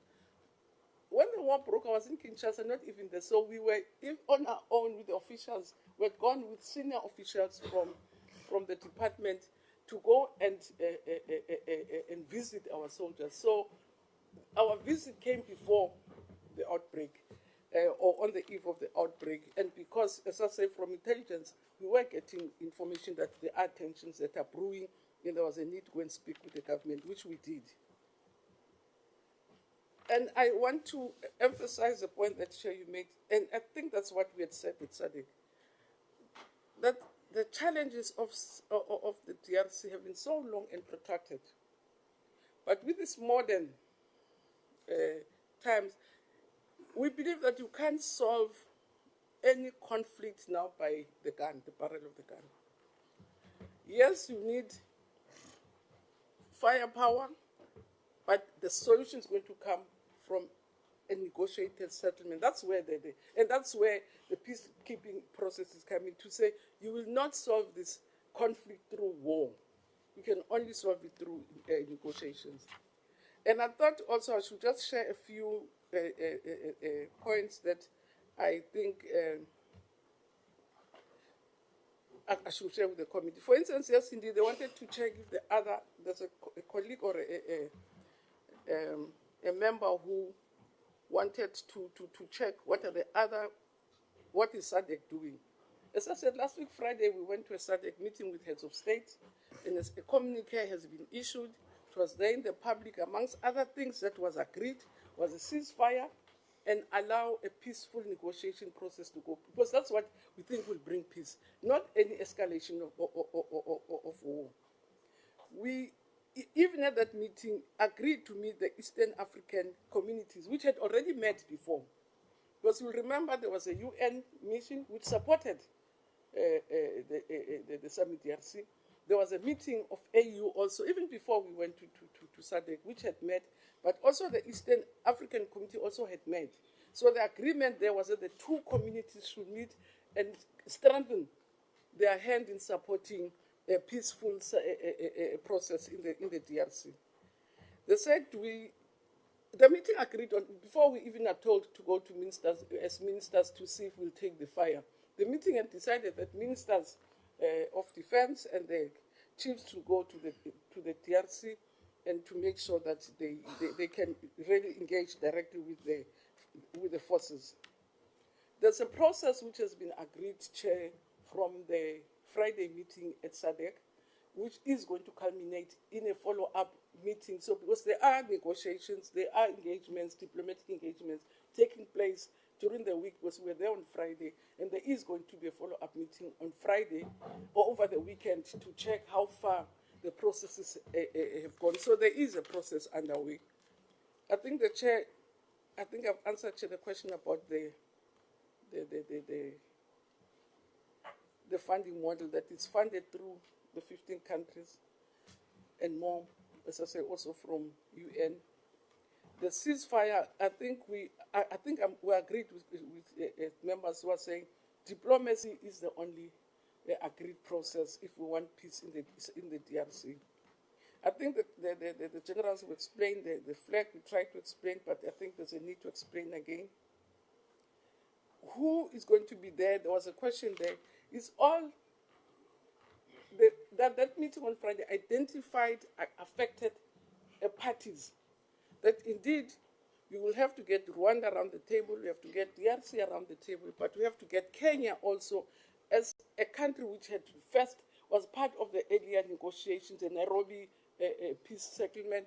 We are going to have to get Angola, which had been mandated by AU to facilitate the process. And so that you don't have a very unwieldy meeting of those two communities. Then you'll have a troika from the SADC countries and also a troika from the Eastern African countries. So there is a meeting that is there. About intelligence, as a part of us going there, Chair, it might have been that I think the Chair will explain. The signs were there. And we had been really trying to do all we can, but unfortunately we ended up where we ended up.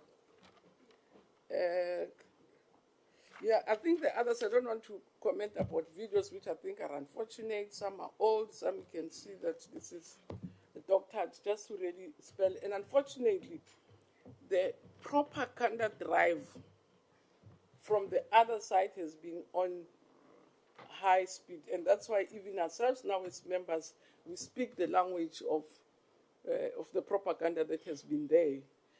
We have all stories of what is in the propaganda, and I don't want to create further tensions, because what is going to help us is diplomatic tension. So we don't want to talk about countries because it does create lots of difficulties.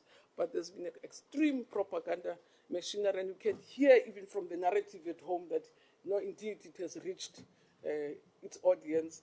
Our own station, a broadcaster, invited a spokesperson from another country to come and speak on to the nation of this country, something which I don't think it is ever heard, but the media did it.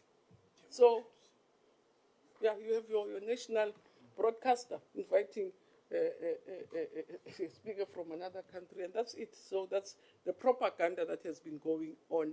But I think, Chair, let me, because most of the matters are operational, let me really stop there and perhaps allow the generals and his team to assist us.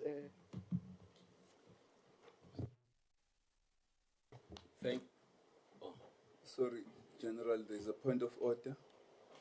Thank you, Chair. It's quite disappointing, Chair, first of all, that the Minister have this opportunity to give feedback as to when is our soldiers coming back, when is the bodies and the injured coming back, and she doesn't get that opportunity. She doesn't take that opportunity. Should we not wait for... Should we not wait until the answers are all given? Maybe your questions will be answered. No, she's the Minister.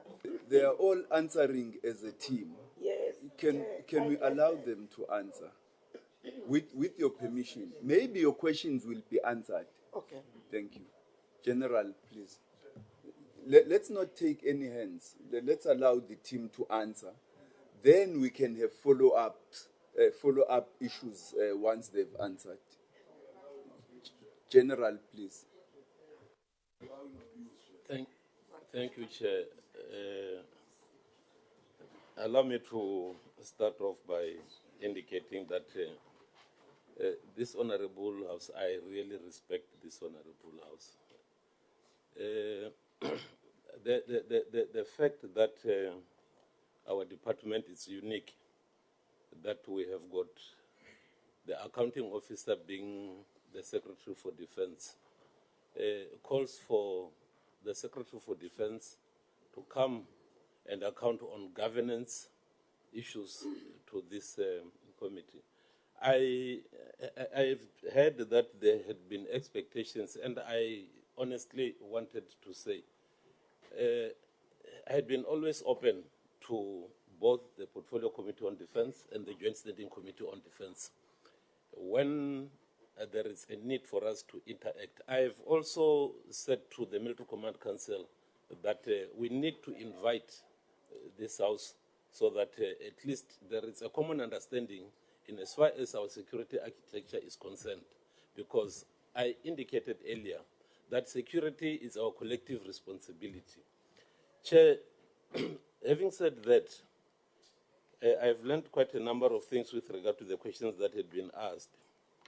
The first one, maybe that I will have to try and respond to, which had been persistently being asked, is when are we going to get the remains of our members back? In one sentence, tomorrow. Having said that, allow me once again to say, coming to the issue of whether we are adequately resourced, trained, and equipped, I will respond to this in three ways. The first one is that this House and the honorable members are quite aware that we have had interaction with regard to the future that we want to build together. We have also then, after the advice from the honorable members of the Portfolio Committee and the Joint Standing Committee, went and devised a plan that we named the Journey to Greatness, so as to respond to the issues that pertains to the security of our country. Honorable Chair and honorable members, I think at this moment, when our country is mourning, maybe we should have a session that now addresses the challenges that this organization called the South African National Defence Force is facing. Because it was in the interest of both the Portfolio Committee and the Joint Standing Committee on Defence to say, we will be your mouthpiece when it comes to issues of this nature. We really appreciate that gesture. And that is the reason why I think maybe, because this is a very important and crucial issue that is being raised, we need to engage once again. Having listened to that when we came up with the Journey to Greatness, at least we understood that your effort hadn't been in vain, because we have received indications that the honorable members had agreed that indeed there is a need for us to build the defense force so that going into the future, we may not face challenges that we faced previously and today. You have made it a point that the announcement that the defense force budget must at least be 1.5% of the GDP. And that is as a result of your efforts. So in that way, I hope and believe that when the tempers are so high, when the emotions are so high today, our people out there wouldn't expect that us as the leaders are going to be grappling on the matter of saying, yeah, you have failed because you were not properly funded. I want to answer this one again in the manner that I would say, when it comes to our contribution to SADC mission, all the pledges that we have made, this country managed to give what had been said we would provide. And there hadn't been a shortage. Over and above, we have gone beyond the pledges because we felt that security of our people is paramount, and we have put assets that had been pledged so as to protect our people. And in that way, without saying quite a lot in terms of what is it that is there on the ground as per the security of our people, yes, indeed, we have increased our ability for intelligence collection. We have had our members becoming part and parcel of the mission assessment team of intelligence. That is the term that is less offensive when talking about intelligence. So the MAC had been created with the assistance and help of members of the SANDF as part and parcel of the SADC forces. So on that note, our people must be aware that we knew when things were happening as to what is it that is happening. But what is important is that when we were deployed under the SADC mandate. And whatever we pick up, there were times when we even informed our host of the movements. But those movements were outside our area of operation. And the only thing we could do is to try and inform them and say, this movement might influence and affect us going into the future. And they dealt with it in the manner that they dealt with. So we, as members of the SANDF, had all what was required for us to provide.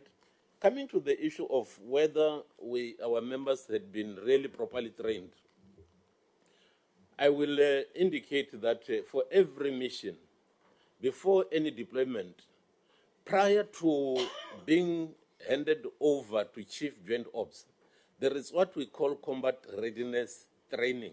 And this training takes place in various units. And services do combat readiness training.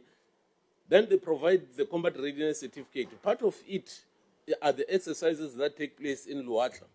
Those exercises are meant at least to determine how ready are your soldiers in carrying out the mission that they are required to do. After doing combat readiness training, Chief Joint Operations then receives the soldiers, and these soldiers are then put through what we call mission readiness training. And this is the training that is tailor-made specifically for the type of the mission that they are to conduct.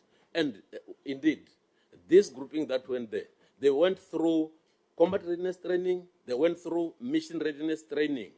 And it was not for lack of training that we suffered casualties. Being a soldier, I will share with you that most of our casualties did not come as a result of close combat. It came as a result of indirect fire that was directed and DF'd to our positions.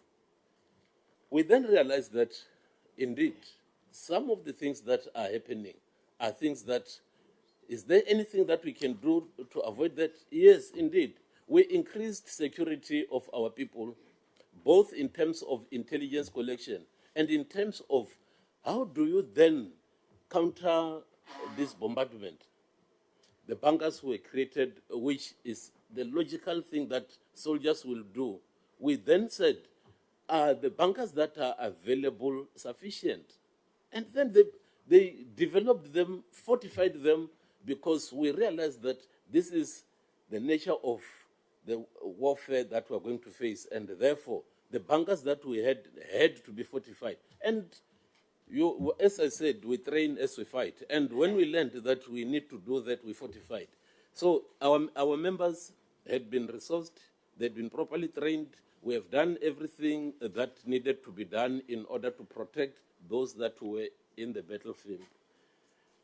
The next issue that Chair and honorable members that I would like to touch on is the issue of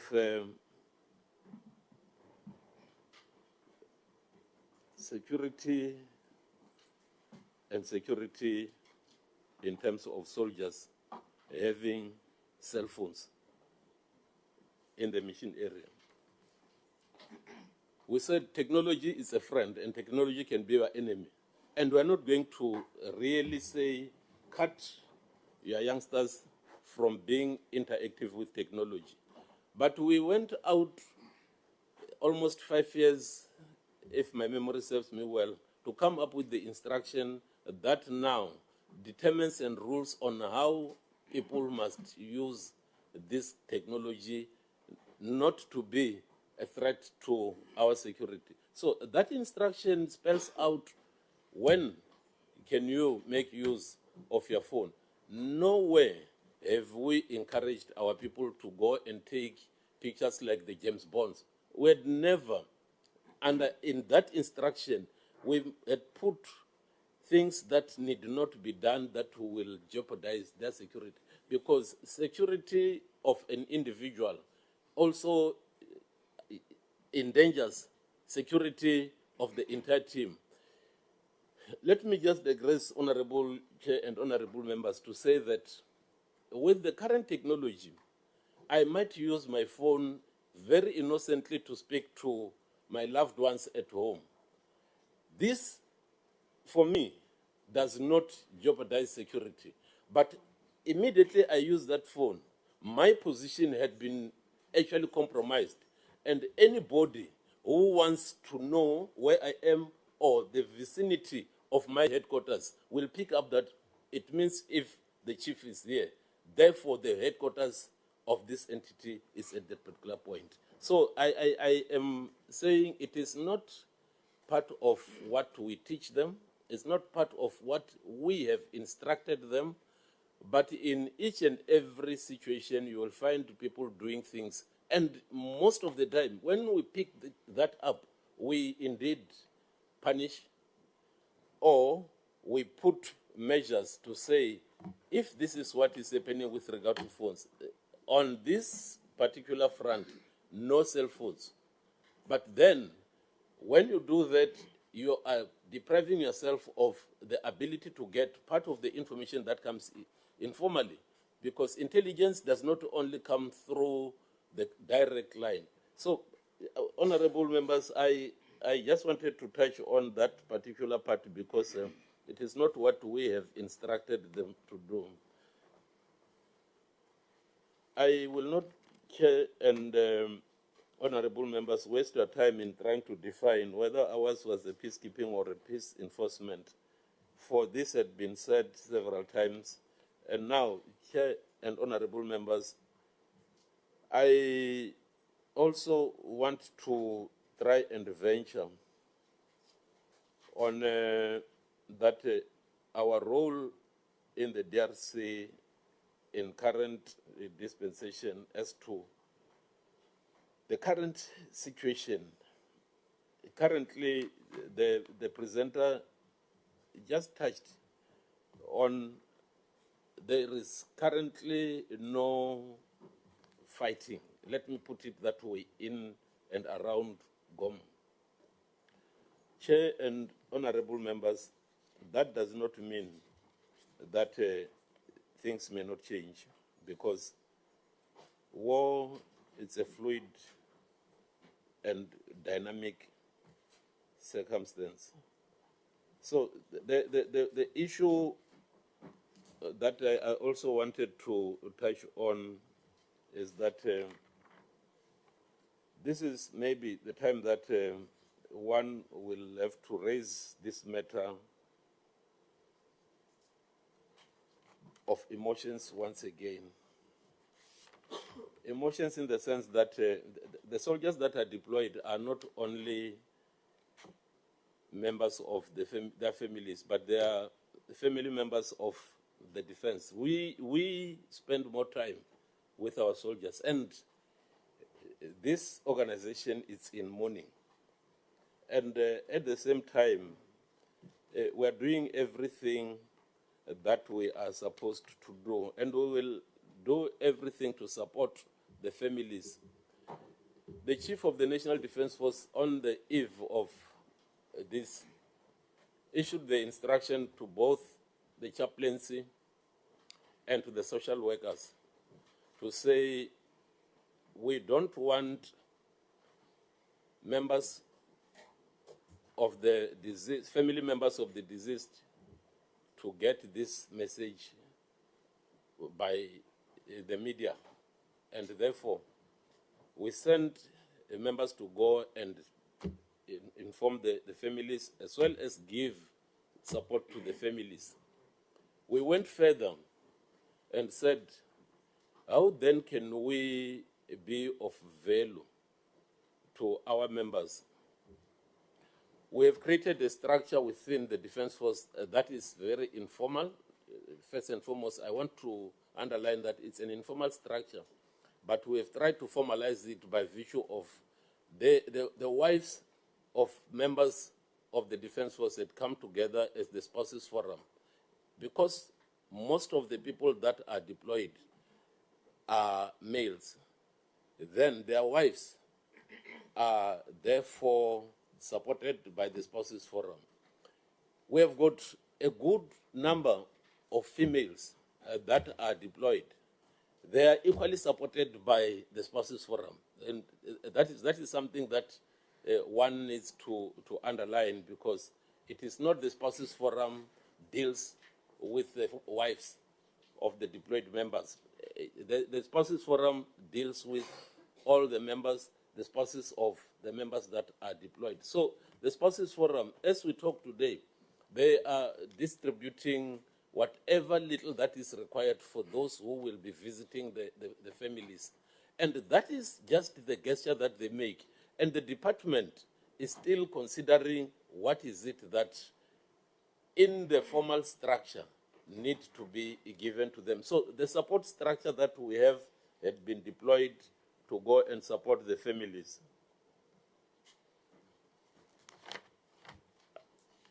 Chair and honorable members, I'm trying to check on the duplication of some of the issues that had been raised.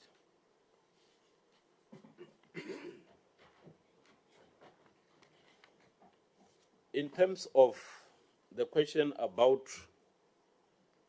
whether we haven't deployed our young people to go and die, the South African National Defence Force cannot be equated to one animal that brings babies and eats its babies. I wouldn't like to really think that the leadership of this organization will go and put our children in harm's way. For records, I'm not going to talk about the current capabilities that we have. In as far as the oryx are concerned, there are oryx that are deployed, but that are in under MONUSCO, which we have an agreement that because of the relationship that we share, those oryxes can be used for our own purposes. And it had been like that. The symbiotic relationship between MONUSCO and SAMI DRC had seen us sharing in the utilization of some of our resources, because we couldn't send all our resources and leave ourselves naked here at home. For Roy Falk, I'm not going to talk about the total number of Roy Falks. Yes, we have developed Roy Falks, and they are very potent, and currently I'm working on upgrading it. So I will stop at that in terms of what is it that we are doing with our Roy Falk. Chair and honorable members, there was also mention of one capability that I'm not going to discuss more about it. That is the SICA 400. Yes, indeed, we do have capability. There had been other assets that were pledged by our sister organizations. And for us to pledge the SICA 400 would have been duplication, because we all agreed whatever had been pledged that is required for the mission will utilize that, because this is a SADC mission, and each and every country that had pledged together with the capabilities. Now, the most contentious one that I want to try and respond honestly, after listening to what the force commander had said. What the minister indicated is that there had been exchange of fire from between DRC and Rwanda. That exchange of fire was said to have been initiated by the forces that had been in the base, that is at Goma Airport, the FRDC elements. These are not the elements that were deployed outside the base. They were deployed just in the base, but they had never utilized that. And when they utilized that multiple rocket launcher towards Rwanda, the Rwandese responded. And Minister is right, because the first report that I've given to the Minister is that we're under fire. We're being fired at, because that is when the shells were landing on my base. And then the first thing that the commander said is, say, contact. I said, what is happening? He said, we're getting fired from Rwanda. Later on, after a few minutes, is then that the minister had reported that we then realized that this is just an exchange of fire between the two. It is not purely that we are being targeted by Rwanda at that particular moment. So I just wanted to also spell out that when that was picked up, communication is something that is very, very important in war fighting. Then there was communication that ended up now with those who are firing on the other side to say, hey, you're firing at us. What is wrong? Then we were told, no, we are not firing at you. And then the commander had decided to say, for them to be able to see the parameters of our bases, that this is not FRDC. Then the commander, he could have used pink, he could have used purple, he could have used any color, but with the mist and the nature of what is happening, maybe red could have been far better for that case. But in the fog of war, anything that is in your immediate vicinity that will help to meet the objective.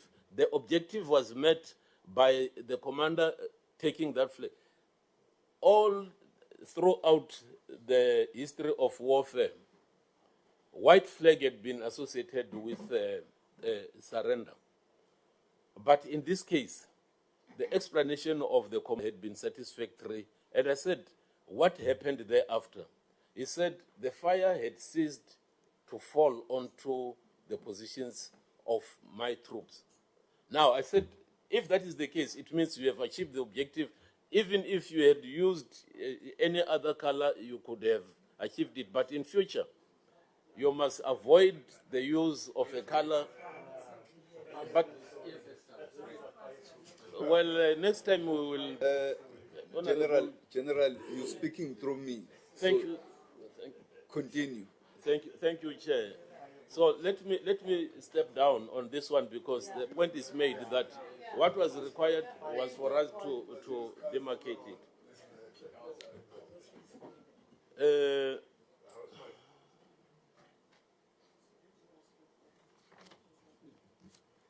I have responded to the issue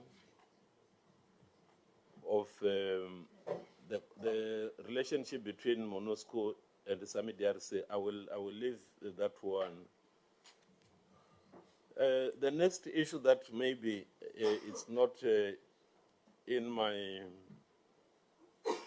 within my bracket is the cause of our problem, which I said maybe we should try and engage in terms of the future, because the Defense Force, we do not put a plea for today only, but we would like to be resourced going into the future, because whatever capabilities and systems that we need, they've got a lifespan. The period for us to get those equipments is not something that can be like going into the shop over the counter and get what you need. Honorable Chair, I think I will stop at that. If there are other issues that I haven't touched, because I have written almost 8 pages, but I can't really go point for point. And Honorable Chair, if there is anything that the honorable members I haven't responded to, because I combined some of the questions that were asked by several honorable members. So allow me to stand down, if I may, Honorable Chair. Thank you. Thank you. I see their hands, so right now we will take the hands with follow-up questions. I think we will change and start here with Mr. Niehaus, go here, come from the back, and then cross over. Thank you, Honourable Chair, and I thank the Minister and the Chief of the SANDF for the responses that they have given. Unfortunately, I must say, the response by the Chief of the SANDF about the white flag is a tall order to believe. It is also very strange, Chair, that the SANDF deployment in the DRC did not seem to expect to be fired at. But when we read what the SADC mission says about the SAMIDRC mission, it says it is to support the DRC government in combating armed groups that threaten peace and security in the Eastern DRC. And therefore, it has an offensive mandate. A defensive, not a defensive, but an offensive mandate. So why did we have to find out that we are going to be shot at, and then we had to start taking action to protect our troops? This is incompetence, Chair. Chair, I want to make the following point. Yesterday evening, I sent a message to all three of you as chairs. And I said, we've got a problem. We haven't received a report. None of you have responded to that message. The reason why we're in the problem where we are today, with the paucity of information and the lack of reporting, is exactly because you have allowed the SANDF and the Minister to come here and to avoid accountability and to present to us this pitiful report. Let me now tell you quickly, Chair, what the General and the Minister should have said to us. They should have told us the SANDF and State Security Agency are not talking to each other, they're not sharing information, and the State Security Agency warned the SANDF that what is happening in the DRC now is going to happen. Then we must find out that SA members and also some SANDF intelligence members are being chased by the DRC government out of the DRC because they claim that there are intelligence breaches.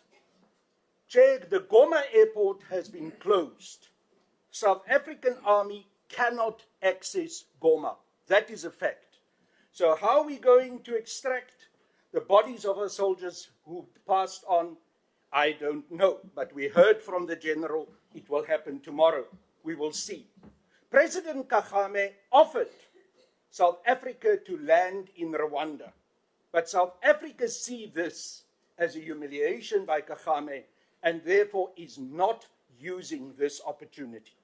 There's no electricity for the mortuary that has been provided, and the bodies have started to decompose. This is a tragedy for the families, and it is sad for our whole country. The mortuary generator has run out of diesel. Those that are injured have run out of medical care. The fact of the matter, Chair, is the South African National Defence Force troops in Goma and in the Eastern DRC are surrounded by M23. They are not allowed to move or get food. And yes, Chair, it is correct that a number of soldiers died earlier last year, and that number was 10, and this year a number more died, and more recently 5. But in total, in the past 6 months, 24 soldiers passed on. Chair, this is the kind of report we should have received from the South African National Defence Force. Clear, to the point, giving us the facts, not telling us fibs about white flags. Chair, if we received this report that we received today, last night, as it should have happened, as you as chairs should have insisted on, we would have not found ourselves in this compromised position where we find ourselves right now, and the lack of information that has been provided to us. What has happened here this afternoon is a shame. It undermines the integrity of this committee. It insults the intelligence of our nation, and it destroys our hope that this leadership, and sorry, I won't point, I'll just wave, that this leadership does not have the ability to save the SANDF, and therefore they must take their jackets and go. Thank you, Chair. Thank you. The next. Thank you, Chair. You know, sometimes it's not what is responded, it's what is not responded to. And the way the responses come. Chair, yes, I believe that we still have 2 flying oryxes in the DRC. The way it was put here is that they are in support of our troops, but they are not. Our troops are in a no-fly area. The oryxes are at Beni, 350 kilometers away from Goma. So I want to ask a direct question. I will appreciate a direct answer. Do we have open logistical lines to our soldiers, yes or no? And can we provide them with any air support, logistical or no, we can't give them close air support, but can we provide logistical air support?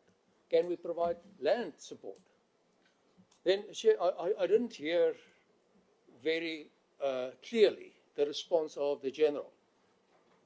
Did he say, on my question on the deceased, that they will be in South Africa tomorrow, or that he would love to see them back in South Africa tomorrow? And then we are in a surrounded area. There's a new build-up between M23, supported by whoever, and we also see so M23 are regrouping, and they have got other objectives, and we see also a renewed mobilization on the FADRC side. And we are in a situation that we cannot move. So what is your role there? And please, please tell us it's for peacekeeping. Thank you, Chair. Thank you, Chair. Chair, mine is just trying to deal with this notion that there's no water and food supply to our soldiers. And I think, General, for me, that must be clarified. Is there access to food and water by our bases and our bases in DRC? And the issue of the no-fly area, is it because planes cannot fly there, or is it infrastructure problems? I think that is clarity that we need to find from you. Can we not get into our bases because of there's a no-fly area or there's no infrastructure? We cannot land somewhere in the DRC. So that is some of the things that I think must be clarified. And the food and water thing, General, please clarify us. Is there water and food supply to our soldiers in the DRC? Chairperson, thank you, and thank you for the responses. General, I put a difficult question to you, which I understand is not easy to answer, and that is your own generals having reservations about their deployment. And there was much said about that in the media. And I'd ask you, again, to comment about that, where your own generals were warning against the deployment due to lack of facilities, lack of resources, underfunding, which we have raised continually. Now, it's further reported that another general has said that there's basically a stalemate situation in the moment, with the problem being that once should the SANDF wish to start engaging to relieve our besieged soldiers there, the people are going to start killing our own soldiers that are there. So the status of our soldiers there at the moment, is it a stalemate? We appreciate now there's a ceasefire, but as soon as one wants to relieve them. Secondly, I appreciate the fact that you indicated that the remains of the soldiers will be repatriated tomorrow, whether that is the beginning of the operation or not. And I understand, again, operational issues, but when will our troops be relieved? That is the key aspect. Those troops that are now sitting there, the reports are with limited water, limited food. When will they be relieved? And is there a diplomatic process to engage that? Thank you, Chairperson.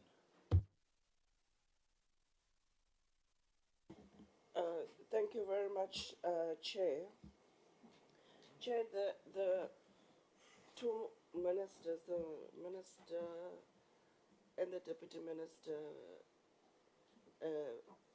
failed to take the country into confidence, and they had this opportunity to do so. Instead, the Minister took this platform and podium to protect and respond to things that shouldn't even concern us. That is up to the presidency spokesperson to respond on that. Her duty should have been to give the country answers as to when is this mission ending. As they have concluded it in Windhoek. Now give us a date and time. When is this mission ending? What type of mission is this that can't end, General? What type of mission is this that can't end? It's just continuous, continuous, continuous. You said you have seen the injured soldiers. And then you even reported here, you have seen the injured soldiers. Why is those soldiers not here back? If you have seen them, why are they not back in the country if they are so much injured? Why did we leave them there? So, General, your connotation of the white flag, you are misleading us and you are bringing this parliament into disrepute. And that is very irresponsible of you. For a person in this position, you don't take ourselves serious and our intelligence serious. So please, if you are doing it at some Likotla and at ANC cabinet meeting, not here in parliament, not here in parliament, and then you say we should have used, even playing it down to a red flag and not a white flag. People are dying. Families are sitting without breadwinners. And you and the minister, you come here, you come and frankly wasted our afternoon. We want also a time as to when is that plane landing, wherever, at Waterkloof or wherever, when are they landing here with those bodies? Because we want to give our brothers and sisters that have died there, fighting for God knows what they were fighting for, a dignified send-off. And then you didn't touch on the issue of standing down on the state of the nation in displaying what you are having and all of that. You haven't even touched on that because you just want it to continue as normal. So if it's indeed safe to go there, Chair, we must write to maybe perhaps as this committee and if you don't want to write it, we'll write it ourselves as the EFF, to state that the Defence Force must not be allowed to display on the day of SONA 1. And 2, on the removal, because you didn't speak about any consequence management of even those generals that went and played golf. We're continuously seeing photos of people getting out of helicopters and all of those things. Putting the ministers displaying those populants from her office.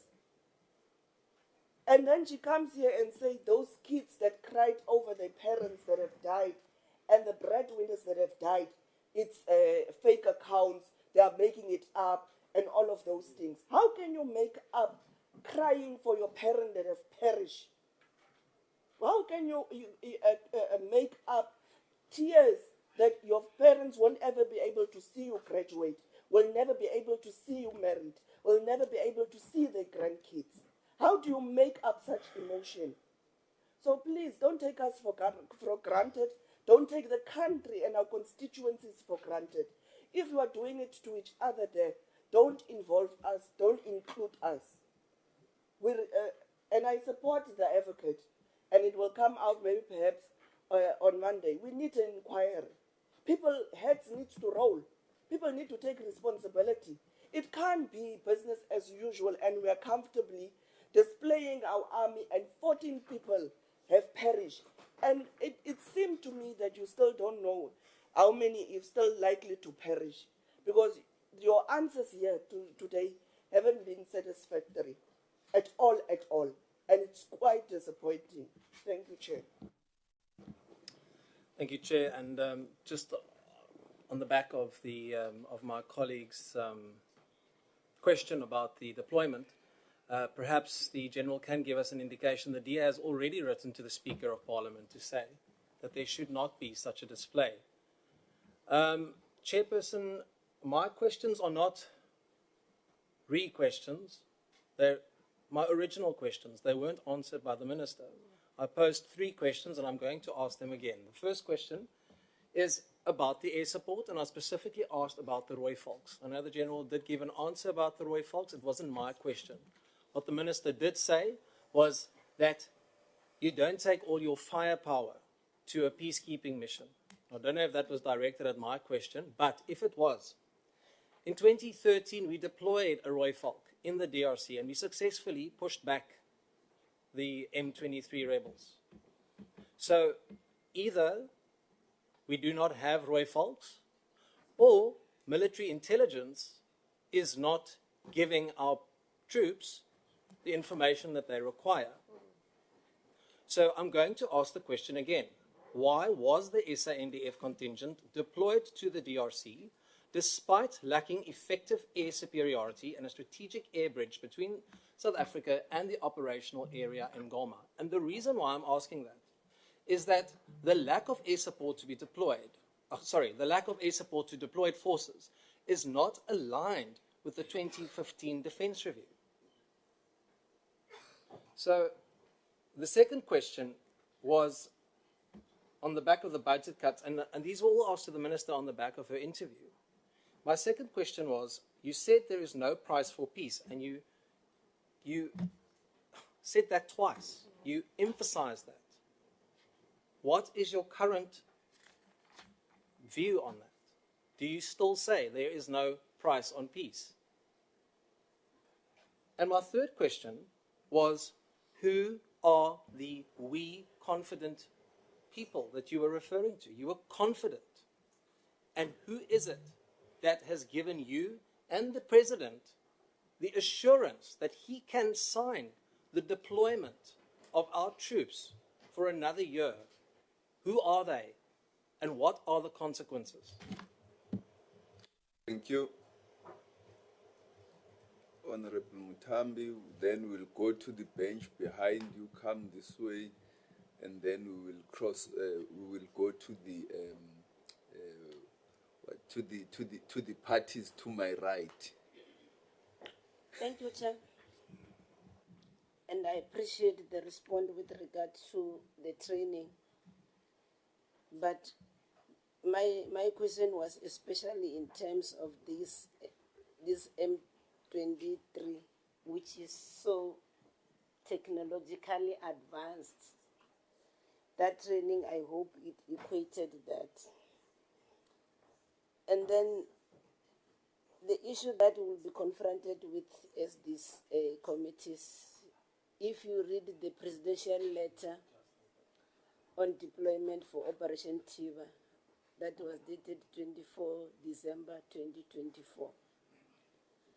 There was the issue of the total cost for the mission until 24 December. With these current developments now around Goma, I should think then the question that comes to the chief is whether now are we not going to require additional resources to deal with these issues. So that's the issue that I wanted to raise as a way of follow-up. Thank you, Chair. Thank you, Chair. My question is, has there been joint training of the SADC forces that are deployed to DRC? My question emanates from the fact that if you hear what we are being told today by the generals, it would seem as if our forces were caught in crossfire, which talks to the lack of coordinated efforts within the SADC. That brings me to the next question that says, why are we hearing about 3 countries that are in DRC at the moment if SADC is made up of 15 countries? Did I hear wrong? I'm hearing 3 countries instead of 15 that are there. And if I can follow on the minister's statement, we rely on the 15 countries. So if they are missing in action, where does that put our own forces? My next question says, why did SAMI, DRC, and SANDF contingent not reinforce their positions and personnel when the M23 was making southerly advance? Considering that reports in open media prior to the attack on Goma in late January clearly noted the advance of the M23 and that it was advancing south to Goma. In conclusion, Chair, I hope that the general is not telling us what he thinks we need to hear when he says the bodies will be back tomorrow.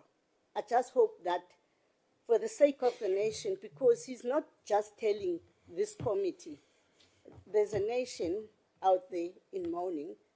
We hope that the bodies will be back tomorrow as we are being told today. Thank you, Chair. Chair, thank you. Thanks once more to the General for the responses. But what pricked me to raise my hand, Chair, I heard the General saying the DRC was fighting the M23 in Burundi. Is it not true that the M23 are already inside DRC simply because there are some of their brothers and sisters who are actually the residents within the borders? As far as history tells us that because of apartheid or because of the colonial states, they sort of rerouted the boundaries, which resulted in part of citizens of the Rwandan state portion has been taken into DRC. I'm asking this Chair, still was I've heard the Chief saying the DRC soldiers were pushing the M23 into Rwanda, then can the chief confirm or deny the fact that the reports that are running around of saying the M23 are being backed by the soldiers of Rwanda? Is it true or not true if one looks at what has been said here, that the DRC was at the back of the SANDF members, or in the middle, where the SANDF was in the middle of the DRC and the Rwanda. In your words, you've been saying Rwanda. Is that confirming the fact that Rwandan members of the defense force are aiding the M23? Thank you. Or lastly, on the issue of the rescue, can you confirm, Chief, whether it will be the UN that assist in getting out our deceased back home, or maybe it's the South African government that has sort of utilized the method of getting our dead brothers back home? Thank you. Thank you, Chair.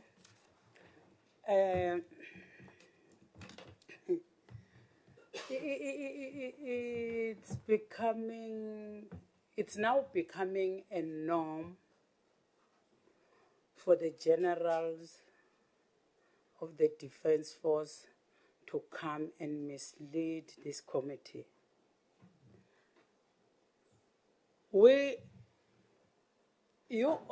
I still repeat, there are ships and the aircrafts who are unserviceable. When we ask from you, you cry about budget cut. And on the other side, you do have resources. I still repeat, you do have resources that we are spending on the mission, DRC. But today the general says, and the minister, the money, all the resources comes from SADC. The minister, she even said, all those 15 countries that we are counting are the ones who are supporting the mission. This is what you said, Minister. And in those 15 countries, is our country excluded from using resources, the taxpayers' money of this country, to go and support something that it's not clear? What is happening in the DRC? Don't think maybe you are dealing with blind people or people who cannot think. We are not dealing with people who cannot think here. That is why I've said from the onset, can you tell the nation and the world, what is it that we are defending there that makes you to take the payers' money, the taxpayers' money? The money that is supposed to be servicing things that are not right, like ships. You always tell us that ships are not working. That is why you are not able to do this and to do that. And you want one of your generals, some of your generals, they once presented to us that there are 2 billion, there's a 2 billion that went to assist the mission of the mission in the DRC. But today, you mislead us. You tell us that no, the money is from SADC, and the money it's from I don't know where does the money come from exactly, because you are talking about as the honorable from the left side, from my left-hand side, said, you are busy telling us about 15 countries. What are those countries? And who are those? Really, you're talking about 15 statesmen who took decision. What does that mean? What does that mean? Does that mean we must be involved? We must be involved in internal affairs of other countries, going around, because we are South Africa, going around and defending all these countries, because we have become an African defense force. There's no peace that is being kept there. Is being kept there. Okay. We are not keeping any peace. Can you wrap up? Yes, I'll wrap up. You are not doing any peacekeeping. Tell the world, what is it that you are defending at the expense of these soldiers? Lastly, can you bring back the soldiers? Can our soldiers be removed from the DRC, back to the country? Please. Thank you. Thanks, Chairperson. Chairperson, let me start out by saying I think I share the frustration that my other members that have spoken already are experiencing and feeling.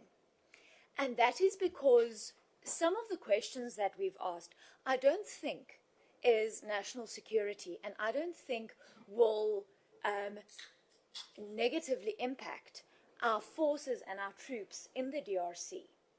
What we are here to do is we are members of parliament who are standing here as elected officials by South Africa to represent them and to ensure that the South African government has not taken our men and women into a position where they should not have been.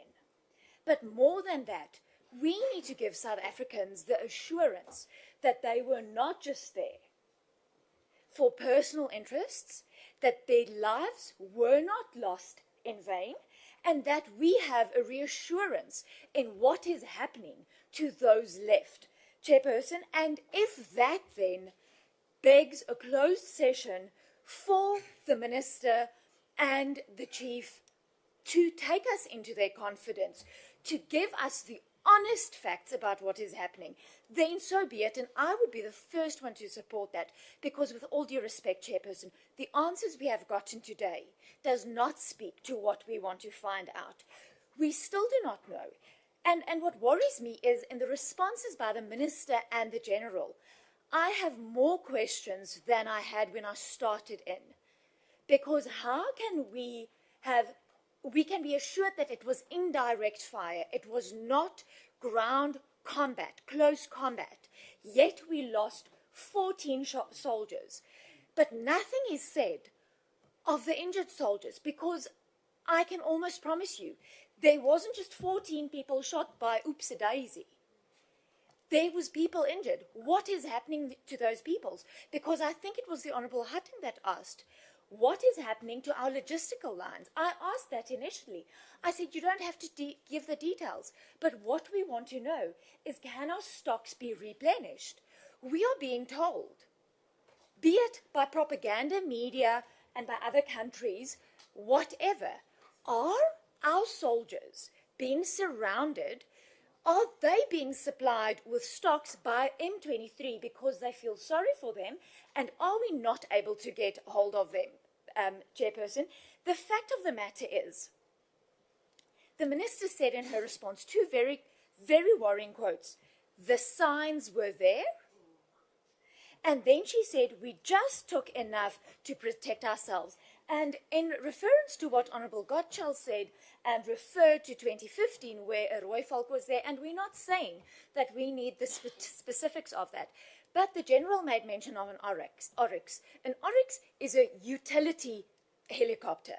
It's not a combat helicopter. So we have Oryxes there, but we can't protect ourselves. So the minister is incorrect when she says we have just enough to protect ourselves, because we don't have something as simple as a Roy Falk to even protect ourselves there, and that is the problem. And Minister, lastly, Chairperson, through you, sorry, I want to know what is happening to our troops. When are we bringing them home? Or what is happening to them there? Because I know that humanitarian aid has left. Them and their assets were taken days ago.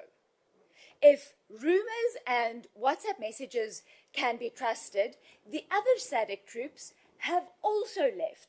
And it is only South African troops that are still stuck there. So I want to know, do we have a plan to protect them, replenish their forces, or take them out? Because currently we are leaving them out to dry like biltong.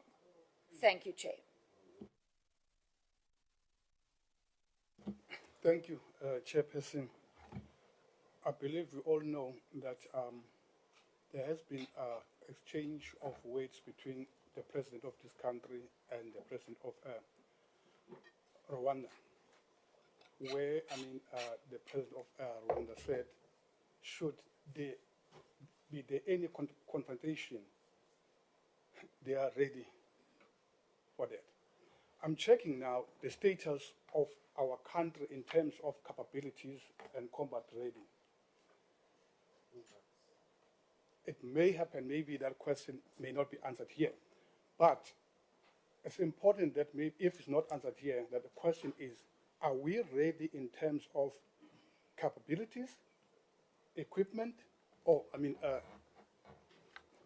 now, I'm worried about that because looking to the intelligence of our country, I think we have a problem. Because they were supposed to be able even to see before, what happened, but it didn't. They couldn't see it. Now, I've got, another question that the minister said, well, the SADC or MINUSCO is paying for the deployment. That's fine. We know that the president always, write a letter to say, I'm deploying the soldiers, then that money will come back. But my question, what happens now with the cost of the repatriation of the remains that are there?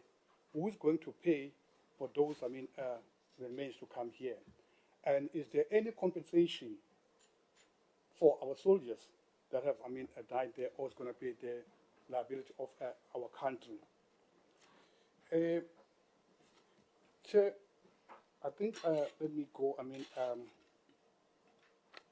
I asked a question about how many soldiers are deployed by South Africa to DRC and under SADC and MINUSCO. Now, I'm looking at this. If you look, in DRC, we have only Malawi and Tanzania and South Africa that are part of the peacekeeping. But countries like, Uganda and others are not part of that. In terms of numbers, does South Africa have more soldiers than the other two countries, that is Tanzania and Malawi? If they are more than two countries, it seems like South Africa is like a defense force for the DRC. Maybe if I can be answered on that question, because to me, I'm worried now about when it comes for any circumstances that may take place, South Africa will be responsible. How many soldiers are deployed there? And then two, I think the last one, there is, a strategy in the department that soldiers that are above 55 years cannot be deployed to those, peacekeeping missions. What's happening with the experience that we need there to say we cannot send the people with experience. We only want to send the youngsters. And those young people going there, are we confident that just the mission training and the combat-ready training, they have that experience required for them when they are there in the DRC? Thank you.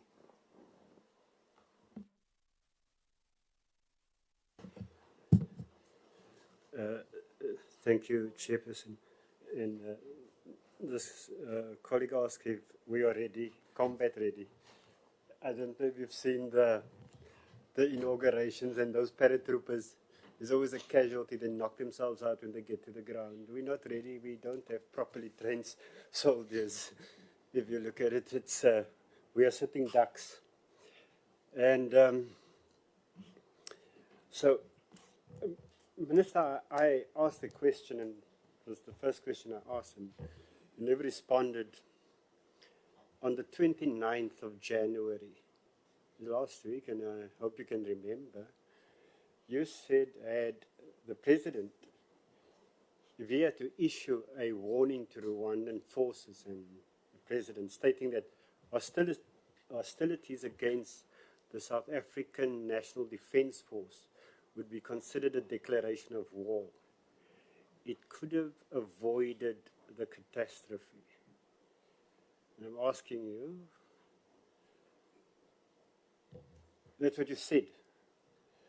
Are you saying that the President neglected his duty,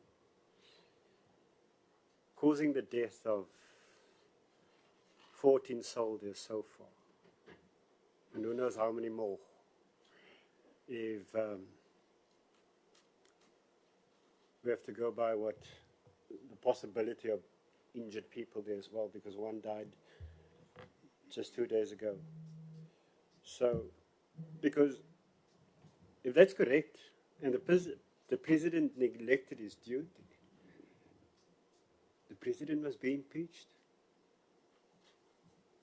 Because the death of our sons and daughters can't have a negligent man holding such a position, causing the death of South Africans. I mean, it's not the first time he's done that. So I need you to answer that question, Minister. Thank you very much, Chairperson. Chair, thank you. Thank you very much. And let me first and foremost thank the parties that supported the proposal for, some have called it an inquiry, I have called it an investigation, be that as it may, it's a matter of semantics, but the signs are there, or the unity is there, that there must be some kind of inquiry/investigation. That is the first point. The second point is, Chairperson, what we have seen here or heard here today is, and what we know, what is happening on the ground, is a total misrepresentation of what we know, what has been reported by credible media houses and sources, and even governments, communications. It is reported that our soldiers are under siege by M23 forces. They are surrounded. It is reported that they are running out of logistics. They don't have any logistical support, i.e. food, diesel, and all those type of things, General Olamisa. They are under siege. They are just sitting there. They don't know what to do. And we were hoping to get the full truth and nothing but the truth here today. But it would appear that the truth is evading Parliament today, Chairperson. That's the second point. And then on Sunday evening, there was a retired general, he retired December. They call him Fanisa Sankara Shesi. He categorically stated on national TV that the involvement of the South African National Defence Force in the Congo is totally unnecessary. Should not be there. As a general that retired just now, December, he was in the top leadership of the army. He was on the show of Heidi Jokos. You can go and search that. And then the last point, General Chairperson, I want to ask, we've heard about SADC and we're hiding behind SADC, and SADC is authorized, and we heard about the United Nations and so on, but there's nothing no organization can force a country to partake in a war or in a peacekeeping or whatever mission you'd like to call it. So we cannot hide behind SADC to say it's a SADC force with 15 nations or 4 nations or what have you. We cannot hide behind it. South Africa had a free will to say, no, we will not participate. And then I want to ask a straight question lastly. The FDLR, Democratic Forces for the Liberation of Rwanda, is our South African soldiers fighting alongside the FDLR, alongside when they were there, in order to reach the objective? Because many of these soldiers in the FDLR were reportedly involved in the genocide in Rwanda. If South Africa is going that route, if they're fighting alongside those forces, why is it that South Africa is going rogue? Rogue, yes. And why are we so determined to fight and achieve the objective to protect the minerals of the wealthy, the politically exposed of this country, South Africa, and all other connected people? Thank you very much.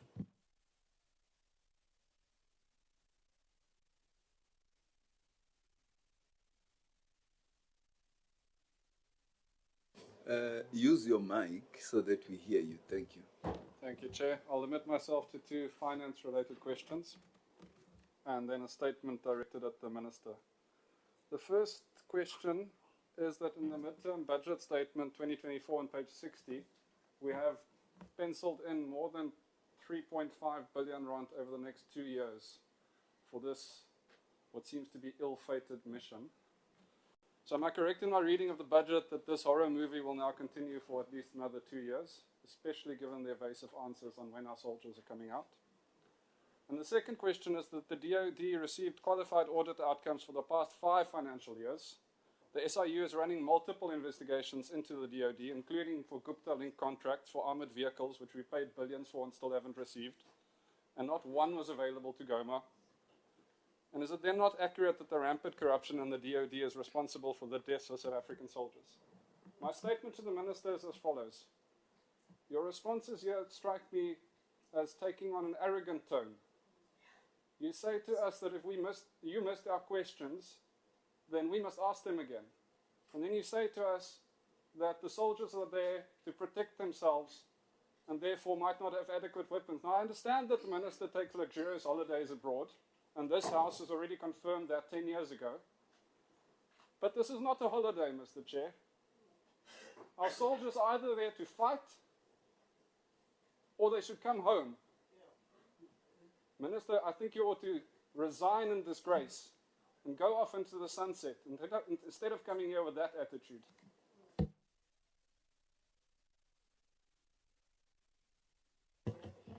No, thanks, Chairperson. I think I will have to commend the Defense Secretary for his attempt to spin the issue of the white flag. So it's quite funny.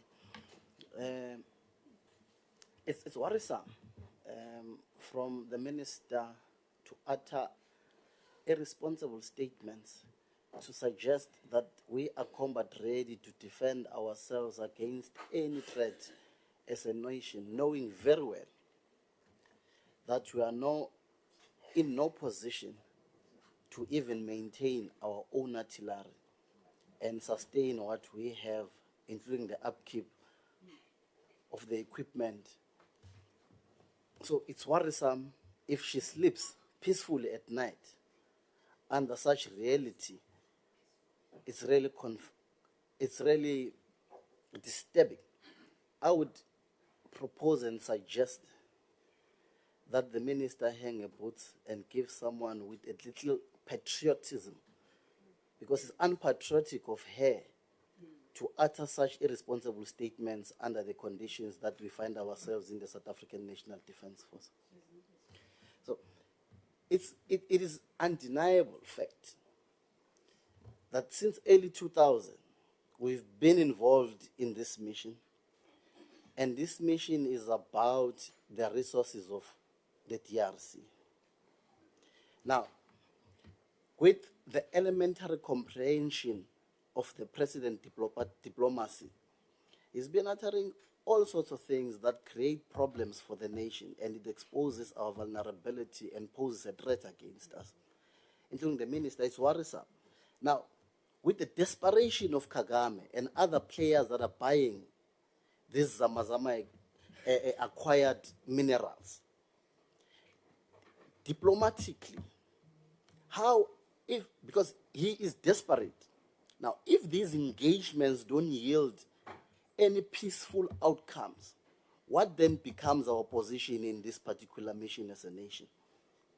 Because it poses serious war, serious threats, and it means we ought to be ready to be able to handle the implications of our activities and presence in the DRC at this stage, should we not find diplomatic outcomes, peaceful outcomes, and ultimately find the peace that we claim and or characterize this mission to be as peacekeeping mission or peacekeeping force, but knowing very well that there's hard force and the defense personnel is exposed to heavy artillery in a war zone. So if maybe the minister and the defense secretary can respond to such in terms of our diplomatic approaches, what are we ready indeed to fight if we are to fight, because this has been happening for over decades now. Thank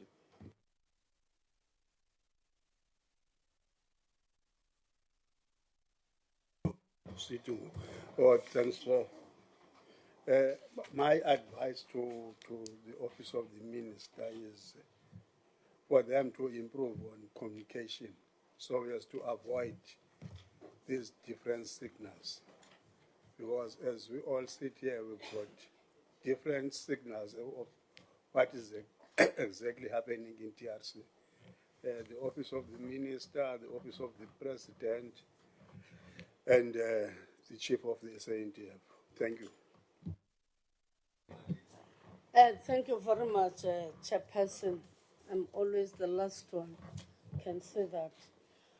But now that we have been briefed by the minister and the SANDF, I think now we know what is happening in the DRC. Let alone that it seems as if we as members, we had our own information. Being given the answers, we're still having those information, and we want the answers to be like that. I think for us, we need to make an assessment and evaluate the situation of our soldiers now that we have been given this information, and take a decision of what must happen to those soldiers. We must leave out all the other issues. We've said that when are they coming back, those bodies? And yet we're saying again, they're being put there, they're not coming tomorrow. And yet we have been given that information. Why don't us as members, because this thing, it's not for a particular party. This issue is for the nation. Because those soldiers, they are not for a particular party.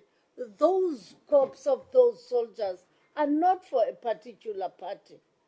Then we need to grandstand. We're talking about lives lost here, being on a mission. I think us as members, we've said that we cannot do anything except we're given the correct information. then out of that correct information, and yet you are still saying that this is the wrong information. Which information did you want? Which information did you want to hear? Now say to the minister and the generals, look out at the situation, weigh the situation there in the DRC, evaluate and make an assessment. Then when you want to say, advise us. In fact, we're going to tell you of what you must do. Thank you. Honorable Dakota, then we'll go back to the minister and the team. Thank you very much, Honorable Chairperson, and once more. I think from the flow of discussion, it has become very concerning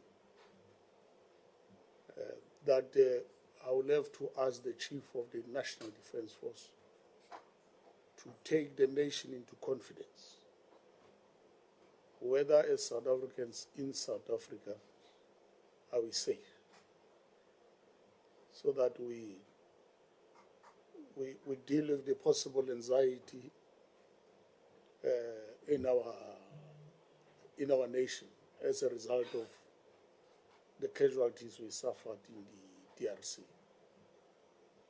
so that we tell the nation the country is safe and all our people, so that there is no doubt. But I would also want to implore on the Portfolio Committee, joined as it is, that as a nation we swim together and we sing together in moments such as this ones. What is very key, even though members raise issues of concern, including the repatriation of bodies, I think we still have to have full confidence in our department to can help us to bring our bodies back at home and ensure that there's a safe evacuation of those who are going to remain behind, to bring them back also home finally when the mission ends. So I would implore on the committee that we are solution driven in points that we want to raise, and not undermine the fact that the points that were raised were very genuine, upright and straightforward.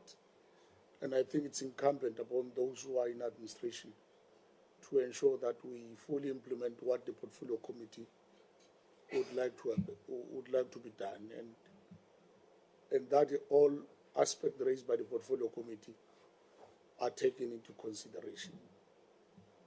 Chairperson, I would like to thank you for the opportunity. Thank you, Minister, Deputy Minister, and the generals. Thank you. There is a hand. Sorry, Chair. Questions were asked in the second round. There were no responses. Do we understand that those responses will be coming in writing, and if so, when?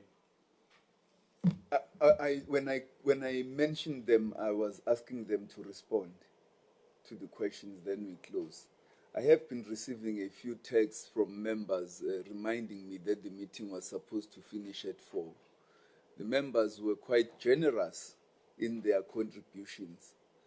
And so if you honorable members feel that we should allow for written answers, but let me give the minister to answer those questions they can answer, and the rest are noted, will be responded to in writing.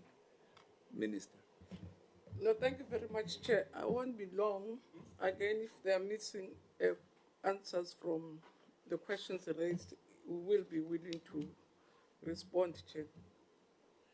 And Chair, I have to say this with utmost respect and humility, that it will be, I will not be able to repeat the answers that I've given on some of the questions. And if members are not happy with the answers, it's unfortunate. Those are the answers we have. Because member says, the minister should have said this, the minister should have said this. So he has the answers that he wants. So I can't say the things that he wants to hear. I have to say the things that I need to say. So that if members to say the minister should have said this, then why was I asked until they have the answers? So I will not be able to get that and repeat the answers or give answers in the way the members want them. The one that I want to, there was also to say that the member says asked 3 questions. I answered to say I agree with, I stand by what I said. When I say we, I'm the Minister of Defense and the spokesperson for the department. So I am entitled to say we as the department. And unfortunately, I even include you as a South African, because I'm your minister.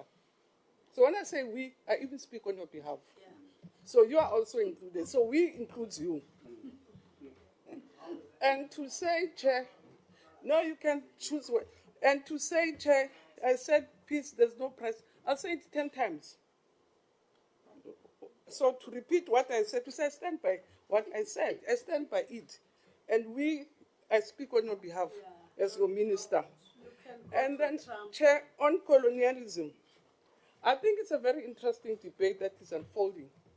But the principle is that is there internationally, that we have to respect the existing boundaries of colonialism.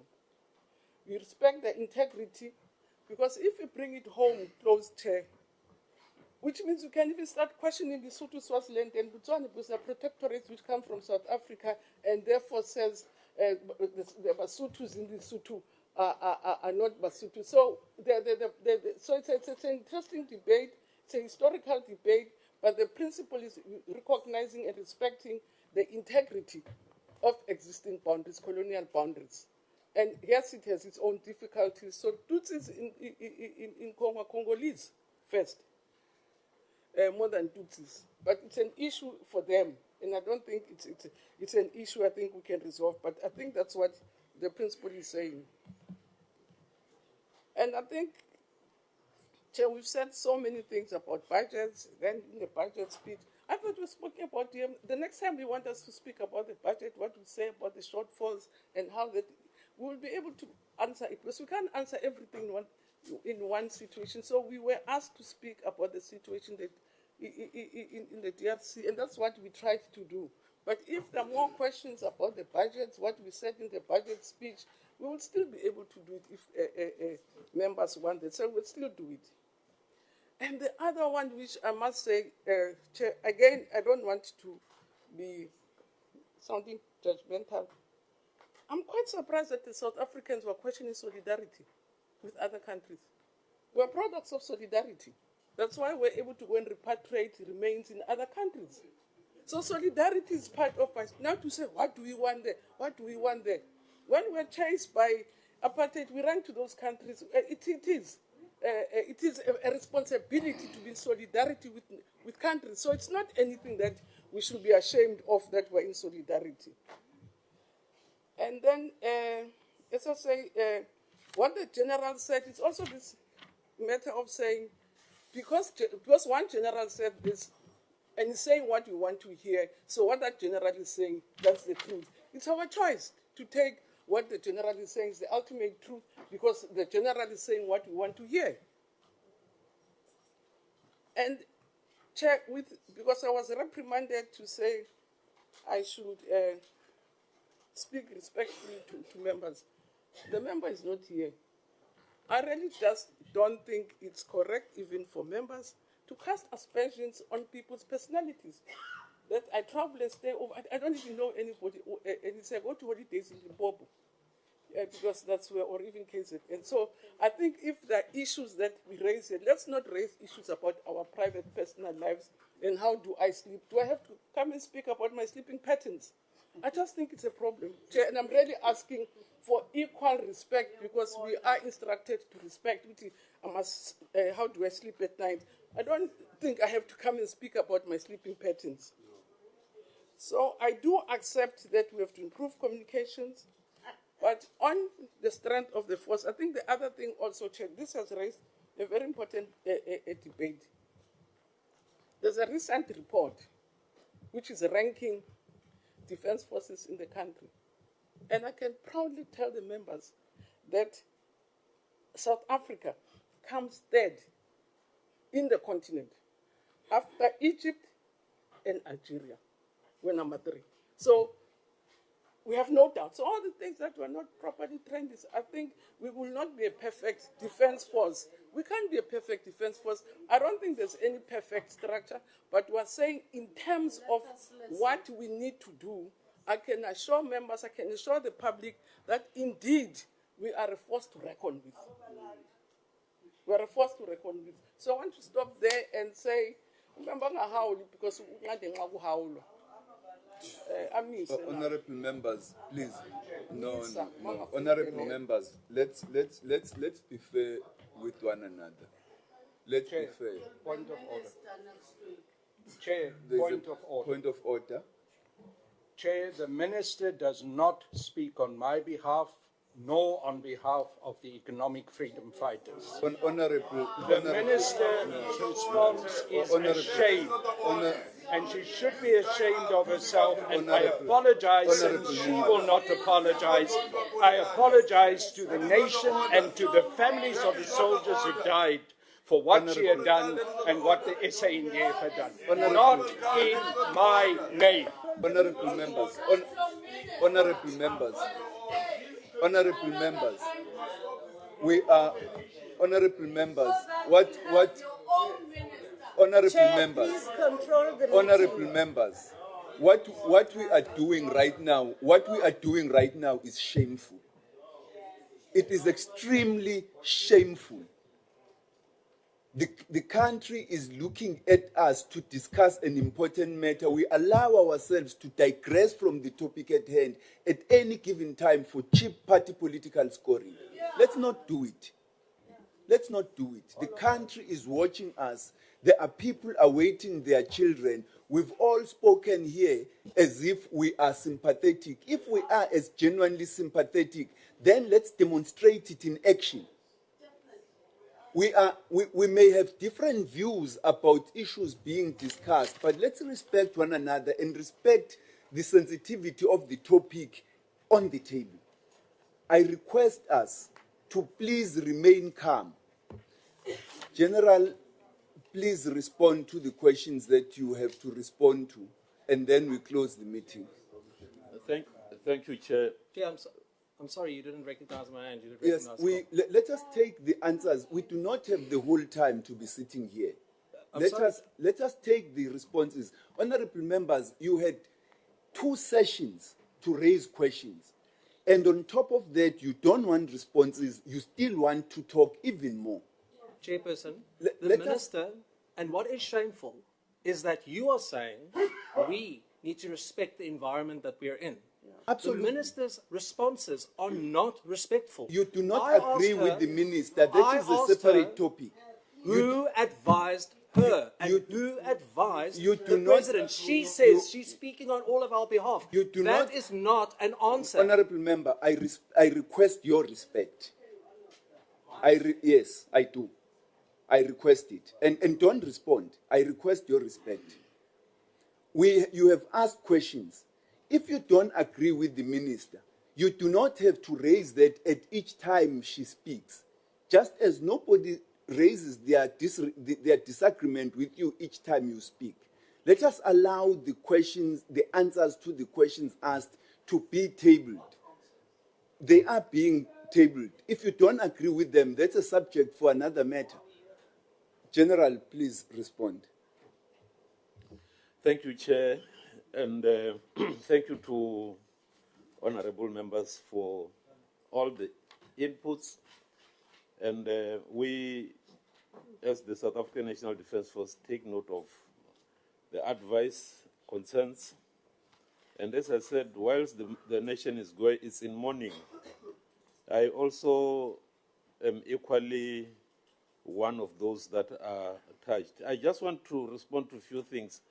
whether state security and the defense force do share in information. There is a symbiotic relationship between SSA and the National Defense Force. There are forums that had been created. We do share and we do take heed of the advice that they give. I think I will stop at that in terms of the sharing. Honorable Chair, I know I do not belong to this elite house, but I would like to raise the fact that the Defense Force is not a party defense force, and nor is it partisan.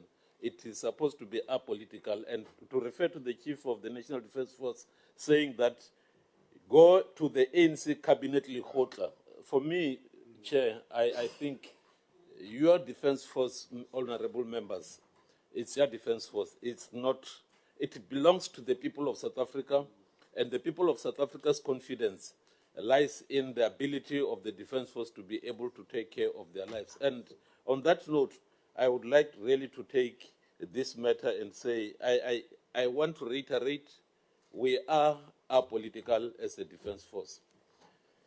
Chair, the second issue that I just want to respond to matters that had been raised which we are supposed to answer to. I am not going to spare the details, except that we were very excited when we were told that you are making this sitting an open sitting so that we can at least take our people in confidence and be able to share with them what they need to know.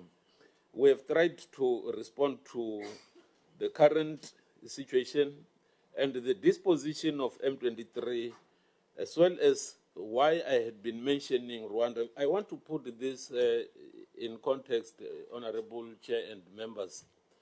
What I said is not that we were between FRDC and M23. I was referring to the incident that happened at Goma Airport, where FRDC fired across the border into Rwanda. That is when I mentioned Rwanda as a country. Secondly, I said Rwanda responded to their fire, because if you are fired at, in whatever way, the fire was coming over our base, because indirect fire does not go straight. So you are between the forces that are firing and those that are being fired at. And that is what I meant when I said we found ourselves now between the fire of FRDC, which is the DRC forces, and Rwandan forces, which is RDF. That is the clarity that I wanted to make on that matter. Then the other issue, Chair and members, when we were here in this session, I got this message because all along I'd been getting information with regard to progress. I'd been engaging with different stakeholders for me to be able to reaffirm when am I going to get my youngsters back here, because they are part of my defense family. So I got a message to say there is assurance that repatriation of our members is going to take place tomorrow. And that is the message that I just read. And I didn't mince it, I didn't interrogate it. And so that is what I have said. And I am saying so because I'm saying this to honorable members as well as to all South Africans. The third issue that I just want to respond to is that we are not habitual liars.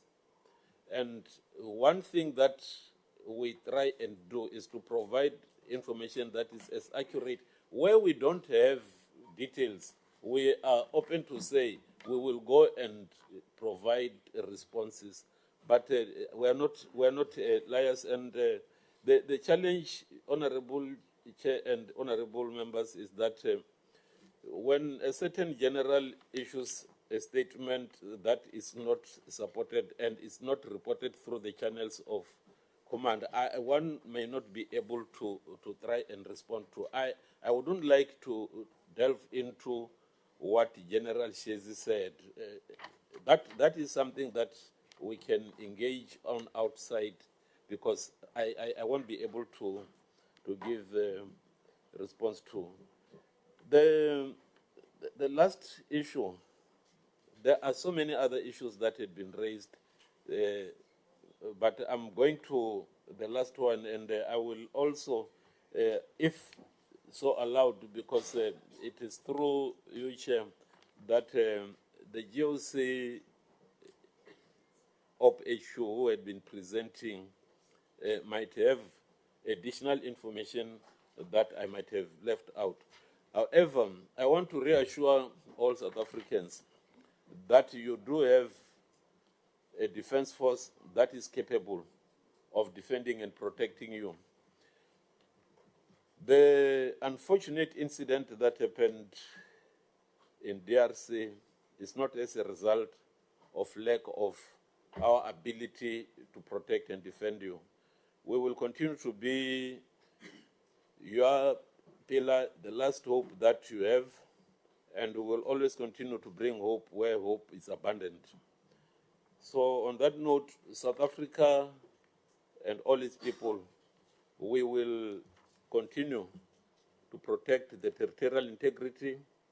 We will continue to look after your needs, and we will need, during this period of mourning, to rally our effort together and move into conclusion of this sad period of grief. Thank you, Chair. Thank you, members of Deputy Minister Olumisa, any word? Chairperson and honorable members, this task has been handled by 3 people in this country. This incident which we have been witnessing is the President, Minister of Defense, and the Commander of the National Defense Force. The briefing they have given you, I think, is within their mandate. And I don't think, therefore, we need to elaborate more. But what I would suggest we do in future, because our troops are still in the battle or in the field there are certain things which can be discussed in the open. There are certain things which cannot be discussed. How I wish that perhaps the Joint Standing Committee on Intelligence, which includes all the structures, including defense, could have been the one which started this process, because there everyone has been vetted and screened. And the general and the minister, even the president, would have been free to speak openly in more detail, especially on issues related to operations. But I heard that you might have another session, but that one would be within the closed doors. So I hope that the department will assist you in that regard. Lastly, there are 2 things which I wish this committee can do. You are aware about the question of resources of the Department of Defense. I think you need to assist the department by engaging the relevant portfolio committee of finance with a view to present a case for our troops and the country. Secondly, the other matter which you may have to consider is how are we going to deal with the clarion call which says bring back the troops of South Africa back home. It is not the Department of Defense which will take that decision. It is yourselves, because you approved the deployment of troops in DRC. So we may have to say, all right, let's call the international relations, the presidency, to form a committee to evaluate the whole setup. But to expect the Department of Defense that it would just take the troops out of DRC, so that is not going to happen. We may be invited to submit a staff paper which says what is the situation there, and then we take it forward.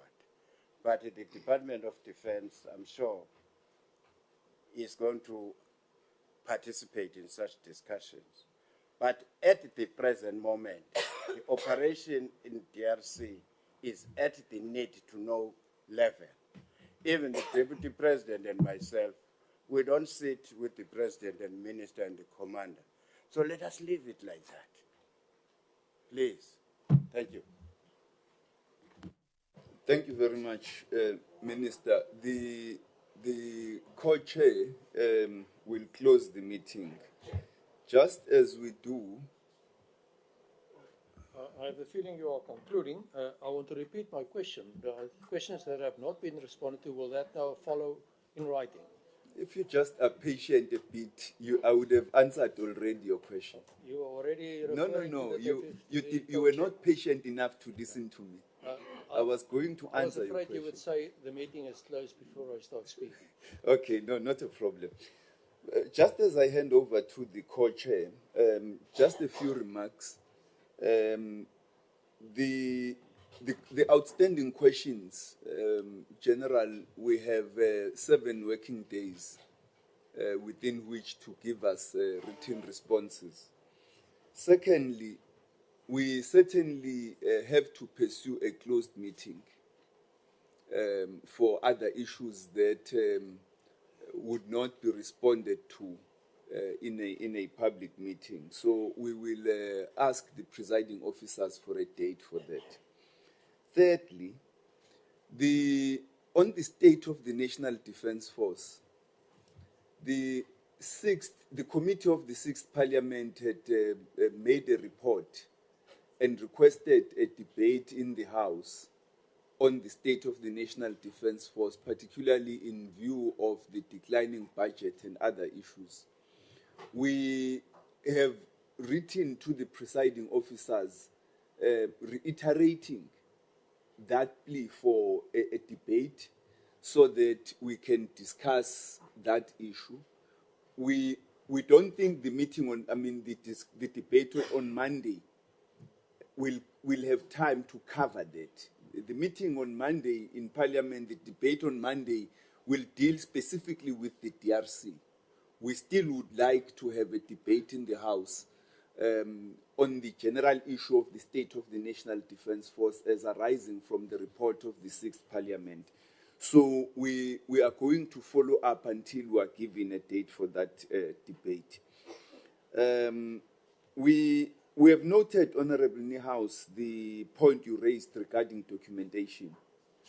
I think the issue was the sensitivity of the matter, and because there was a confusion about whether it would be a closed meeting or an open meeting. But the point is noted. We will ensure that that is adhered to going forward. And finally, for SONA, I don't think I think the chief whips of the political parties must raise the issue with the presiding officers because we can't direct Parliament with regard to the, what do you call it? Yes, the Grand Parade.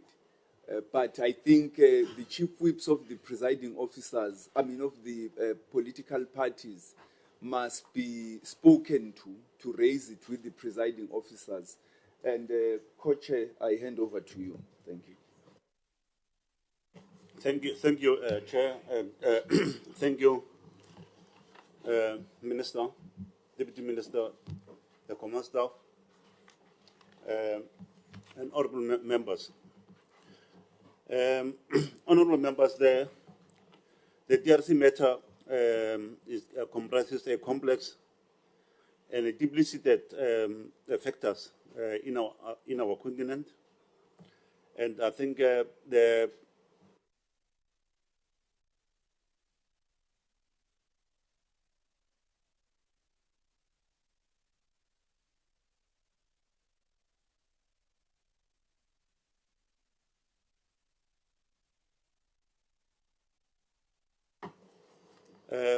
summary which has been presented here gave us a context and of the deployment and the state of our soldiers currently, and including the state of activities of the key fighting forces in DRC. And they were very open. And the general indicated again here that the war is fluid in any dynamic circumstances. Therefore, we believe in what they are saying. We will engage as this committee together. Will engage on these matters in order to find a solution. We really appreciate your consent, and we hope the minister and all of us have noted your concerns, and that they will indeed, provide answers where possible. And the issues which are related to operational matters, let's leave them to the command staff, and we really believe and have confidence on the institutions, and we must give them as much cooperation and assistance where possible. With this, honorable members, thank you very much, and thank you, Minister, and thank you, support staff, and the meeting stand adjourned. Thank you. Thank you.